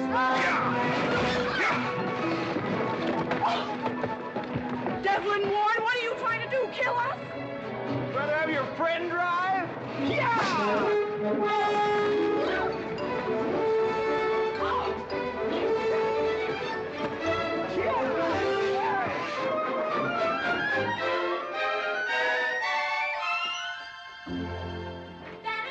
Daddy, I have never been so humiliated in my entire life. I said what I said, and I'll stand by it to the death. Shoot him, Daddy. Shoot him at once. Why? My honor is at stake. Well, now, Your Honor. Absolutely. He impugned my honor. Impugned? What does that mean? Slander. He slandered my honor. He did? I said what I said, and I'll stand by it to the death. He admits it, see? Shoot him. Well, what is he admitting to? Why, he called me a... I won't even repeat the word. I didn't necessarily call you anything, but I said what I said, and I'll stand by it to the death. Well, just for the tally books, what did you say? I said that any girl who would permit a man to kiss her before they're formally engaged is a trollop. He said it again. Shoot him. Now, hold on. No, don't hold on. If you're my father, if you love me, you'll shoot him. Well, I'm your father, and I sure love you. So? Oh, you shot him. You really shot him. Hey! He dies. If he dies, he'll be the first man ever killed with a blank cartridge. We use this to start the races on the 4th. Hey! I'm on fire! Oh, you poor dear. Poor dear? You'd have had me shot in cold blood. But it didn't happen. Yelling I insulted you and all. What you need is a good spanking. Dev! Daddy! Leave me out of this. Well, I think I'll give you what you deserve. You wouldn't dare! Oh, wouldn't I? You'll think next time before you have someone shot. And this kicking and yelling isn't gonna help you. Don't you! Oh, Daddy! Wait a minute! Daddy! Oh, Daddy! Help me! Don't! Daddy! Boy, I hate you! Mommy! Mommy! Oh! G.W., was that a shot?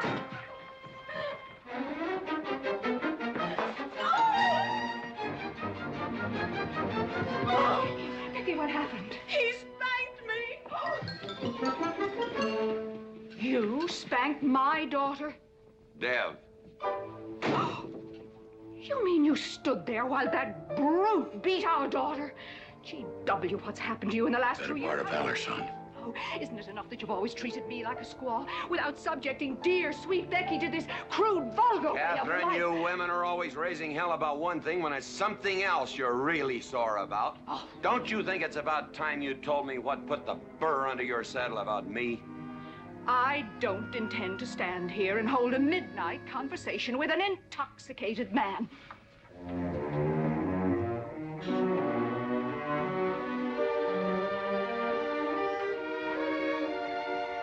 And I am not intoxicated. Yet.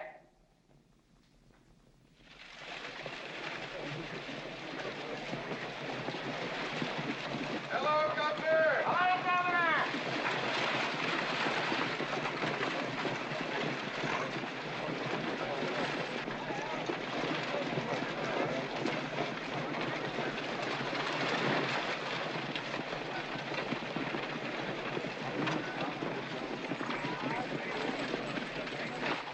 Chief, Puma? Yes, Sergeant. Big McLintock. We know you get us fair judgment. You gentlemen, follow me.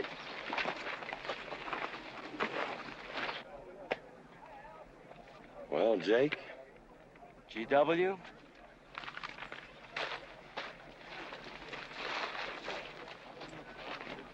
Well, GW, it's been a long time. Not long enough. Cuthbert. Your husband is a rude man. Yes, Cuthbert, I know.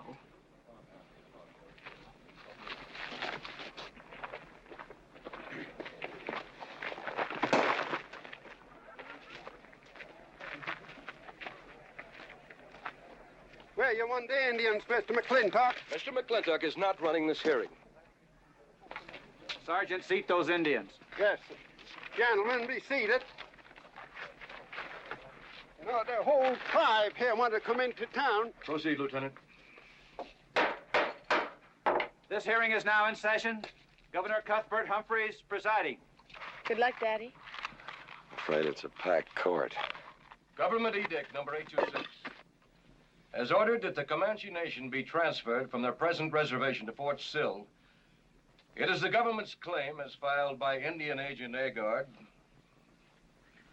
that these chiefs, after being released from prison by a kindly government, did then rouse and incite defiance among the tribe against said order. It seems, gentlemen, that although some of these chiefs speak English, Chief Puma is quite at home in our language, they have chosen Mr. McClintock to be their spokesman. I speak for the Comanche, or rather I offer this translation. Proceed, Mr. McClintock.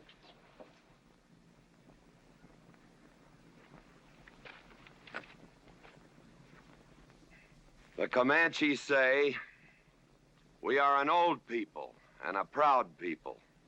When the white man first came among us, we were as many as the grass is of the prairie. Now we are few, but we are still proud. For if a man loses pride in manhood, he is nothing. You tell us now that if we will let you send us away to this place called Fort Sill, you will feed us and care for us. Let us tell you this. It is a Comanche law that no chief ever eats unless first he sees that the pots are full of meat in the lodges of the widows and orphans. It is the Comanche way of life. This that the white man calls charity is a fine thing for widows and orphans, but no warrior can accept it. For if he does, he is no longer a man. And when he is no longer a man, he is nothing, and better off dead.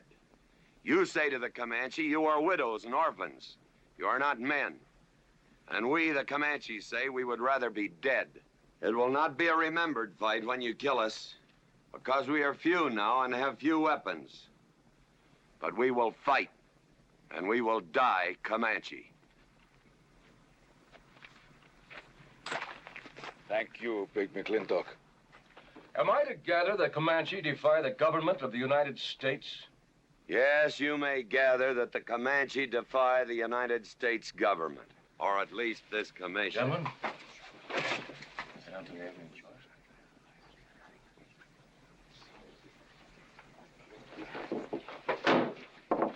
It is the order of this court that these chiefs be incarcerated until such time as the detachment of United States cavalry be made available to escort them and the Comanche Nation to Fort Sill.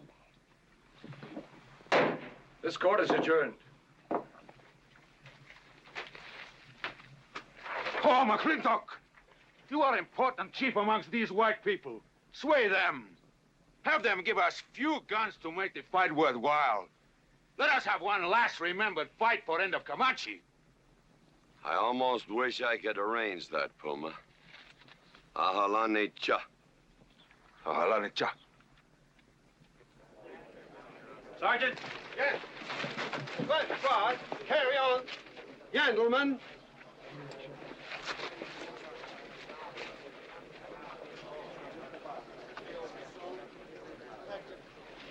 It's sad, these changing times. It isn't the times that are changing, Mama.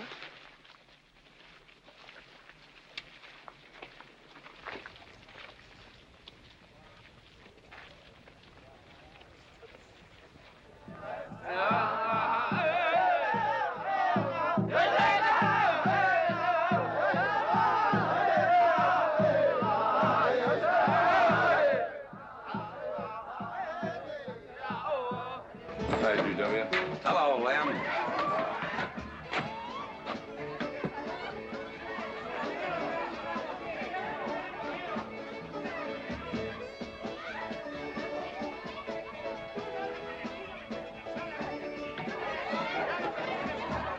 Bunny?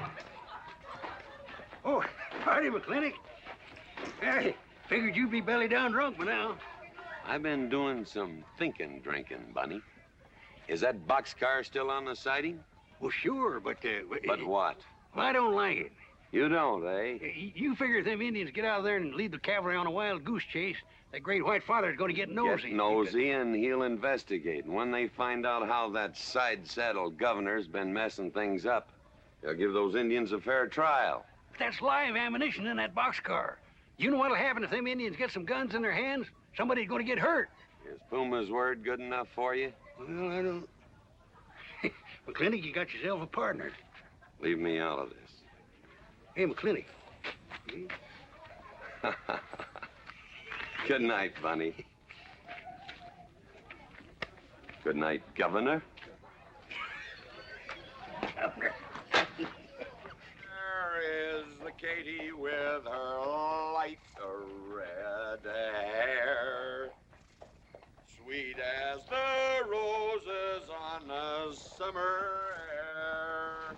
I'll find her somewhere while the moon is high and tell her that I love her, and I'll love her till I die.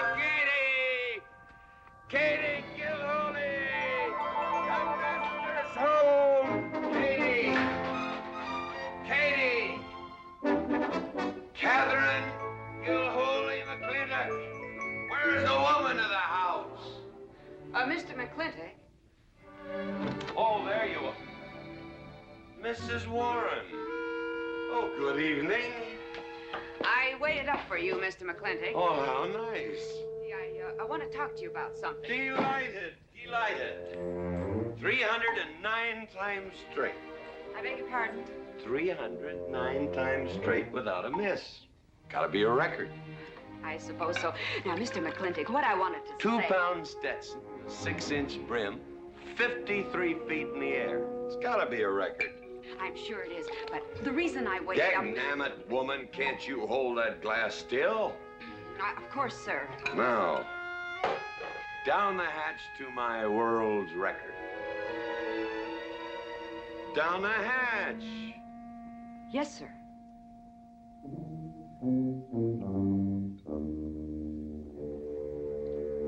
And now, to the governor of our territory. The governor of the territory, sir? Now, don't you stick up for him, Mrs. Warren. You're a fine woman, Mrs. Warren. But you'll certainly go down in my estimation if you stick up for Cuthbert H. Humphrey, governor of this territory. I don't mean to down change... the hatch. Oh, yes, sir. Down the hatch. Cuthbert H. Humphrey, governor of our territory, is a cull. You know what a cull is, man?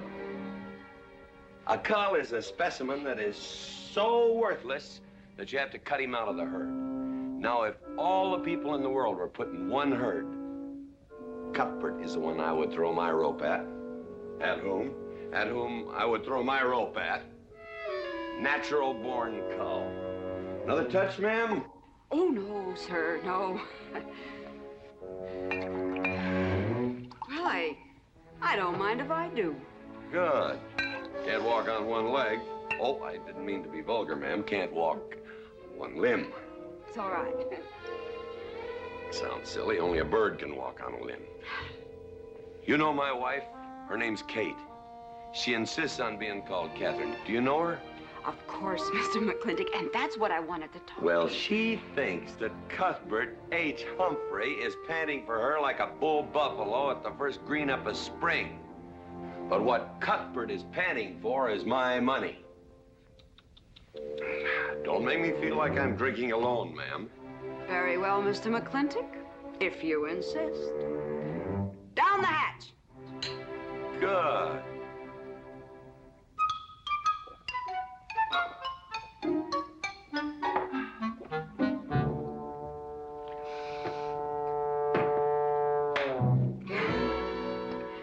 McClintock, I have something very important to say to you. Very important. Guess it'll have to wait till the morning. Toodle. Oh, it's all right. It's all right. Betty, bye-bye.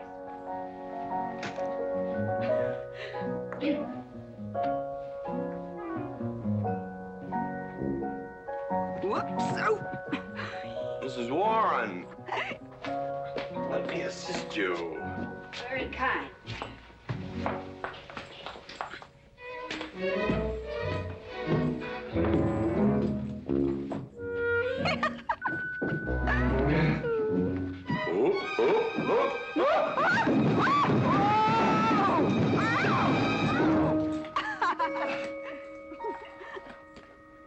Whoops.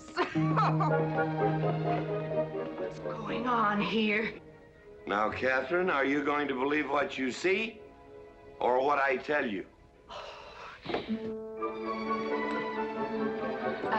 Mrs. McClintock, hope you won't misunderstand. It's the first 100 women sitting on his lap that I misunderstood. Number 101 is quite simple. Now, G.W. McClintock, I have something. He's gone to sleep. Just when I know exactly what I want to say to him, he goes to sleep. I waited up to talk to Mr. McClintock. I wanted to tell him I was quitting. You see, Sheriff Lord has asked me to marry him, and... Oh, congratulations. I don't want to seem prudish, but if you are going to marry Sheriff Lord, it seems to me that you're sitting on the wrong man's lap. Come on, I'll help you upstairs and we'll have a long talk about men in general. Ladies, one moment.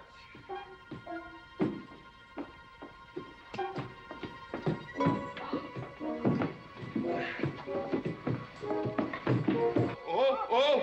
Watch out, you'll get us all killed! Oh! What?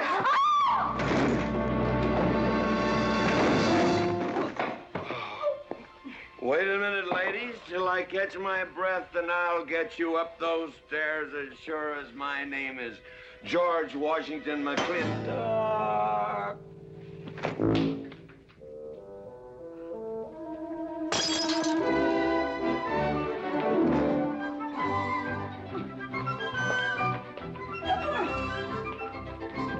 You may be quitting, Mrs. Wallace. Mrs. Ward. But not tomorrow.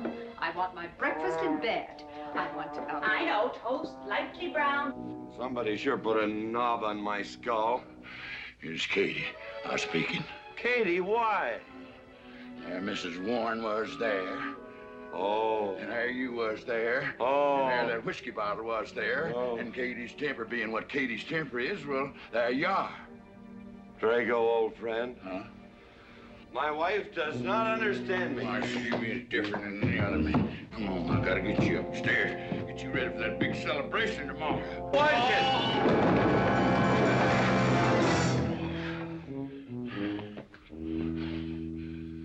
Drago, I am sleeping in the den.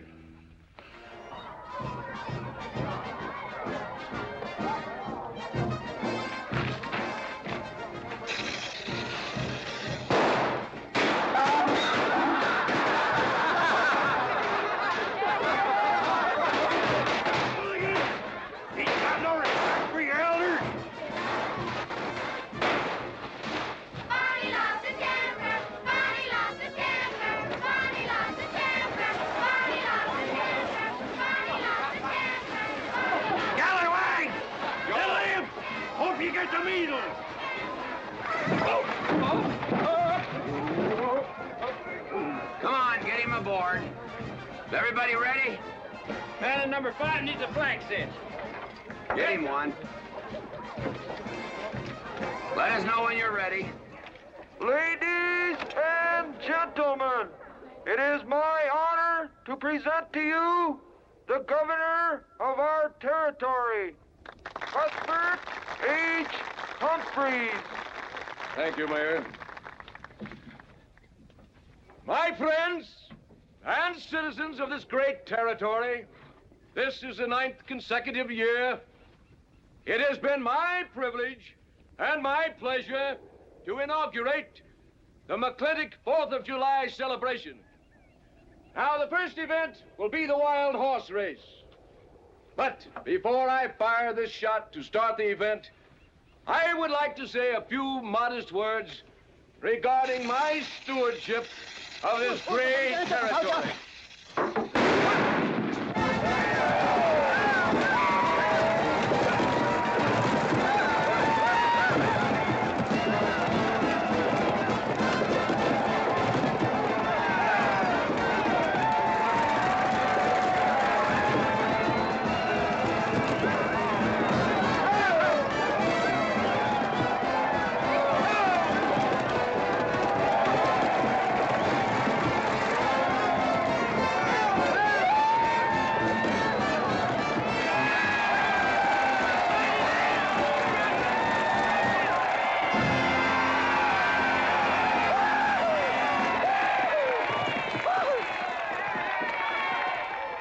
Professor Birnbaum. Gentlemen. Sheriff, here's your horse. Come on, get them all lined up. Come here, King. Now, boys, you all know the rules. It's twice around the inside, once around the outside. First cowboy that hits that finish line without busting that egg is the winner. And I caution you boys about some of them eggs, because some of them eggs are last year's holdovers. All right, mount up.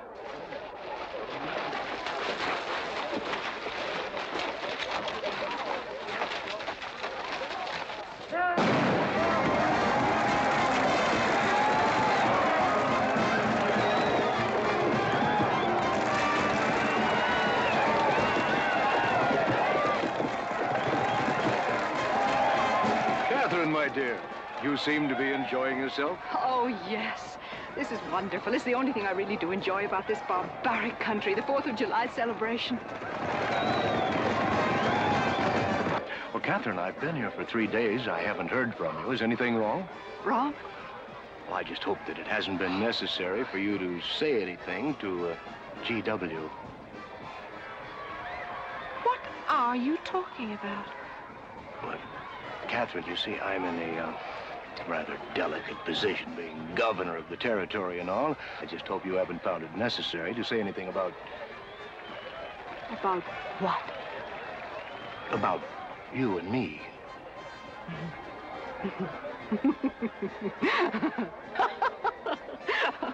Why, you pompous windbag. Do you think that you're the only man who's ever tried to play patty fingers with me, who's ever tried to lure me into the moonlight? Well, no, but Well, I'm a big girl, and I can take care of myself. My husband knows it. I can assure you, Governor, that your reputation is untarnished. Now, get out of my way.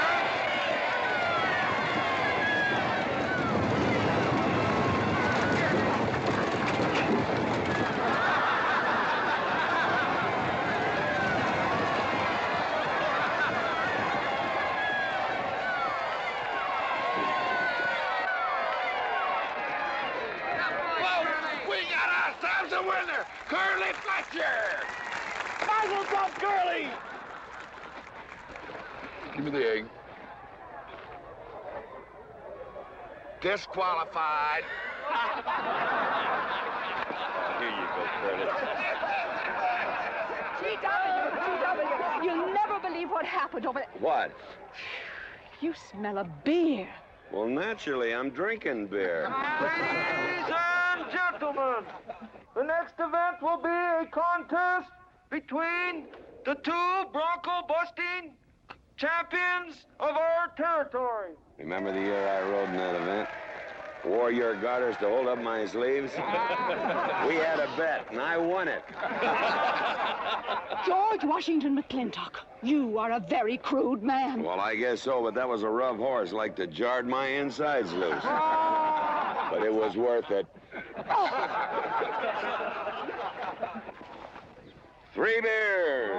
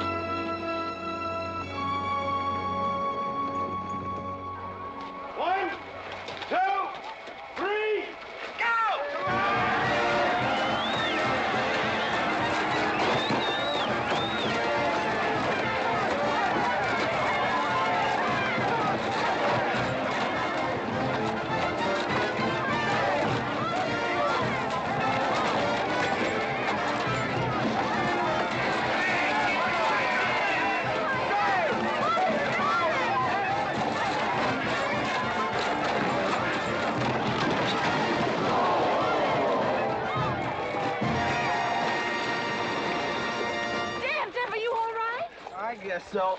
Nothing busted but my pride. Well, that ought to even things up, farmer. For what? Well, that sore nose you gave me the other day. Well, that ain't what's sore on him.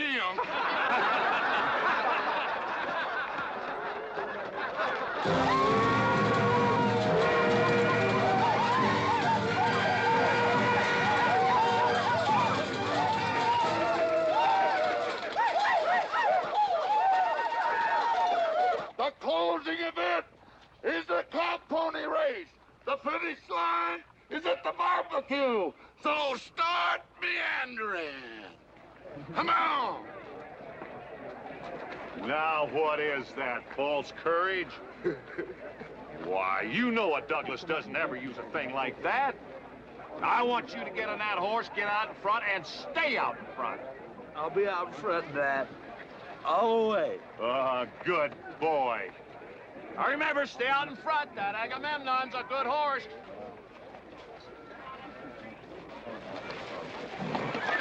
Oh, Agamemnon.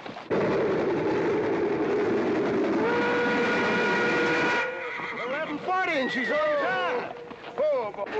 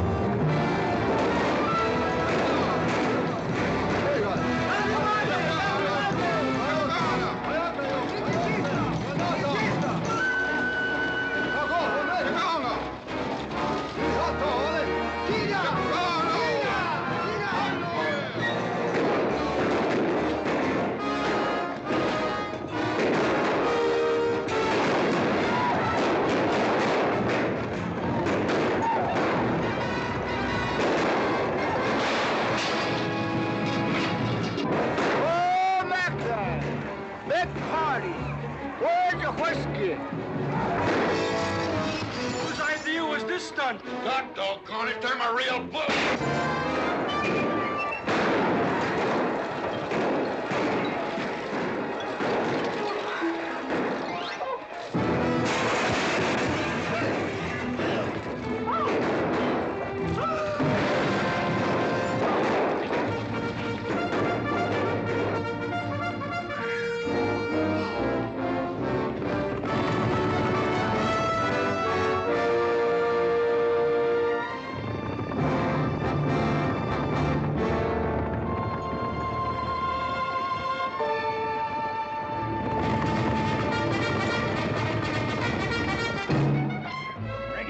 Excitement you'd want for one 4th of July, eh? Puma finally got his way, but I reckon he's riding out his last war party. He won't get very far. But one thing still has me puzzled. Where did they get the guns? I was wondering the same thing. My kidney's been bothering me. Funny? GW.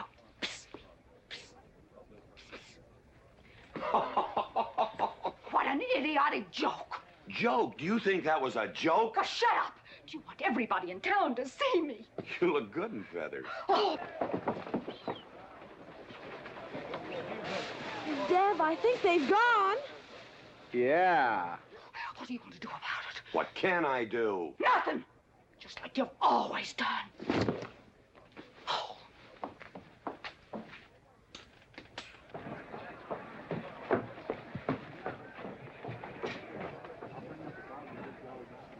How long, GW? How long what? Catherine. She's been riding herd on you for 2 years now. I'm a peaceable man. But my father used to say, you raise your voice, it doesn't do any good. It's time to raise your hand. Well, I've been planning to do something about it. I'll have another talk with her. Talk to her? Talk to her? Talking won't do any good. Becky, have you seen your... What's been happening around here? You've got hay all over you. Been some mighty sneaky goings-on here during that raid, Mr. McClintock. Who was it said only a trollop would kiss a man before they were formally engaged? Oh, but we are engaged, sir. You are? That is, with your permission. Well, you've got it. Oh, Mrs. Warren? I think it's wonderful. I guess this is the only engagement that ever started off of a spanking. Mm-hmm. I reckon Birnbaum is right. All right. Lord bless us, this is gonna be a great day. Doggone it, folks. Let's don't let a little old Indian raid break up a good barbecue and a rodeo. Yeah, meat sound. Let's go. You contestants get ready for the cow pony race.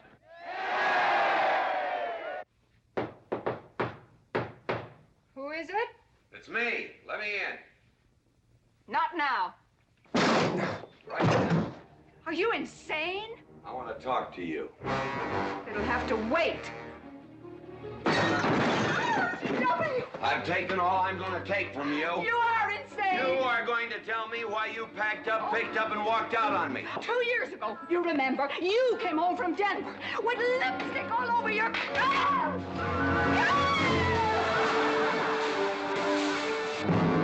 Lipstick on my collar. I've got the shirts to prove it. Who cares? Why, you big...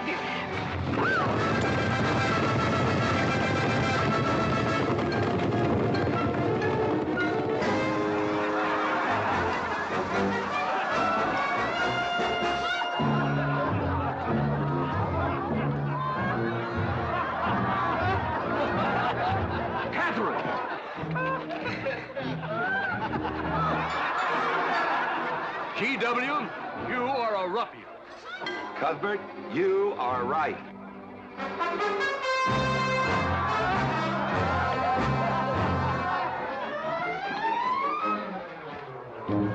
Well, what kind of a family is that?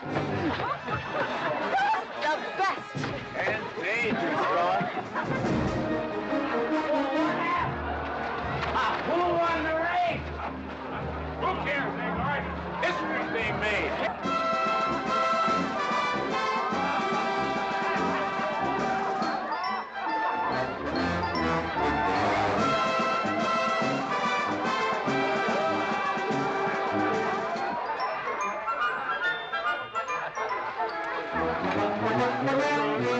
Yes, Rufus? I regret to inform you I've changed my mind about matrimony.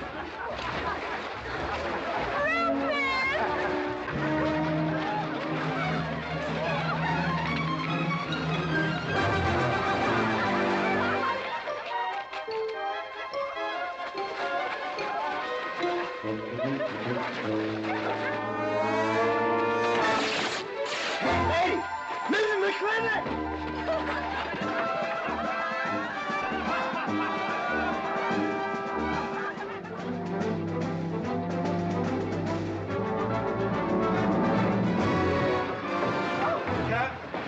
Catherine! Keep him out of here. Everybody out!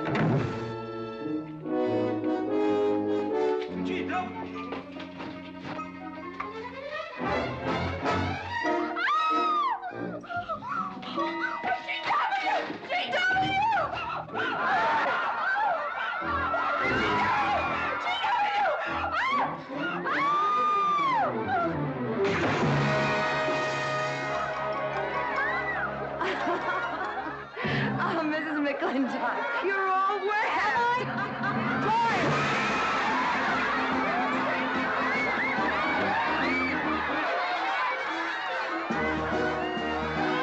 Wrong woman, G.W. Oh, pardon me.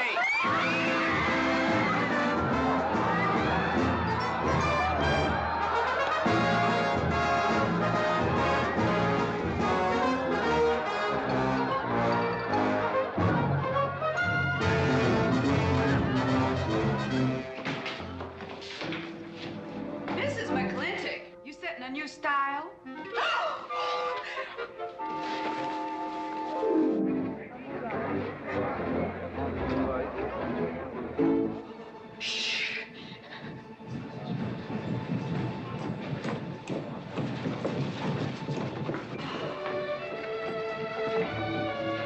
Mr. McClintock, in here!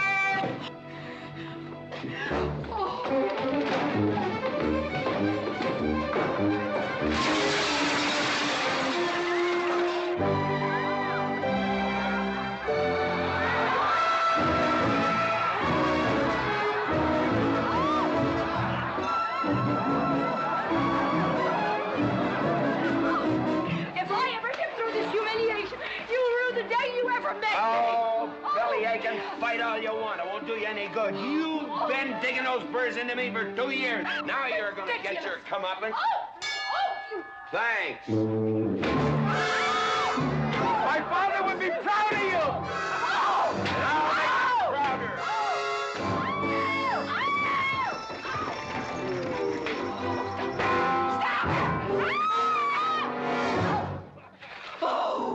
Keep it.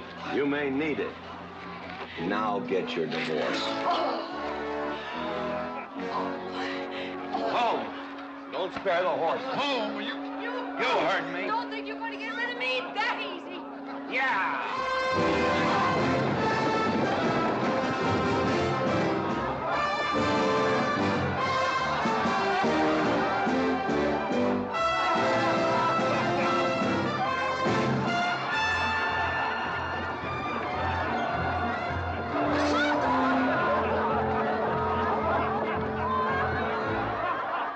No more living in the capital? No.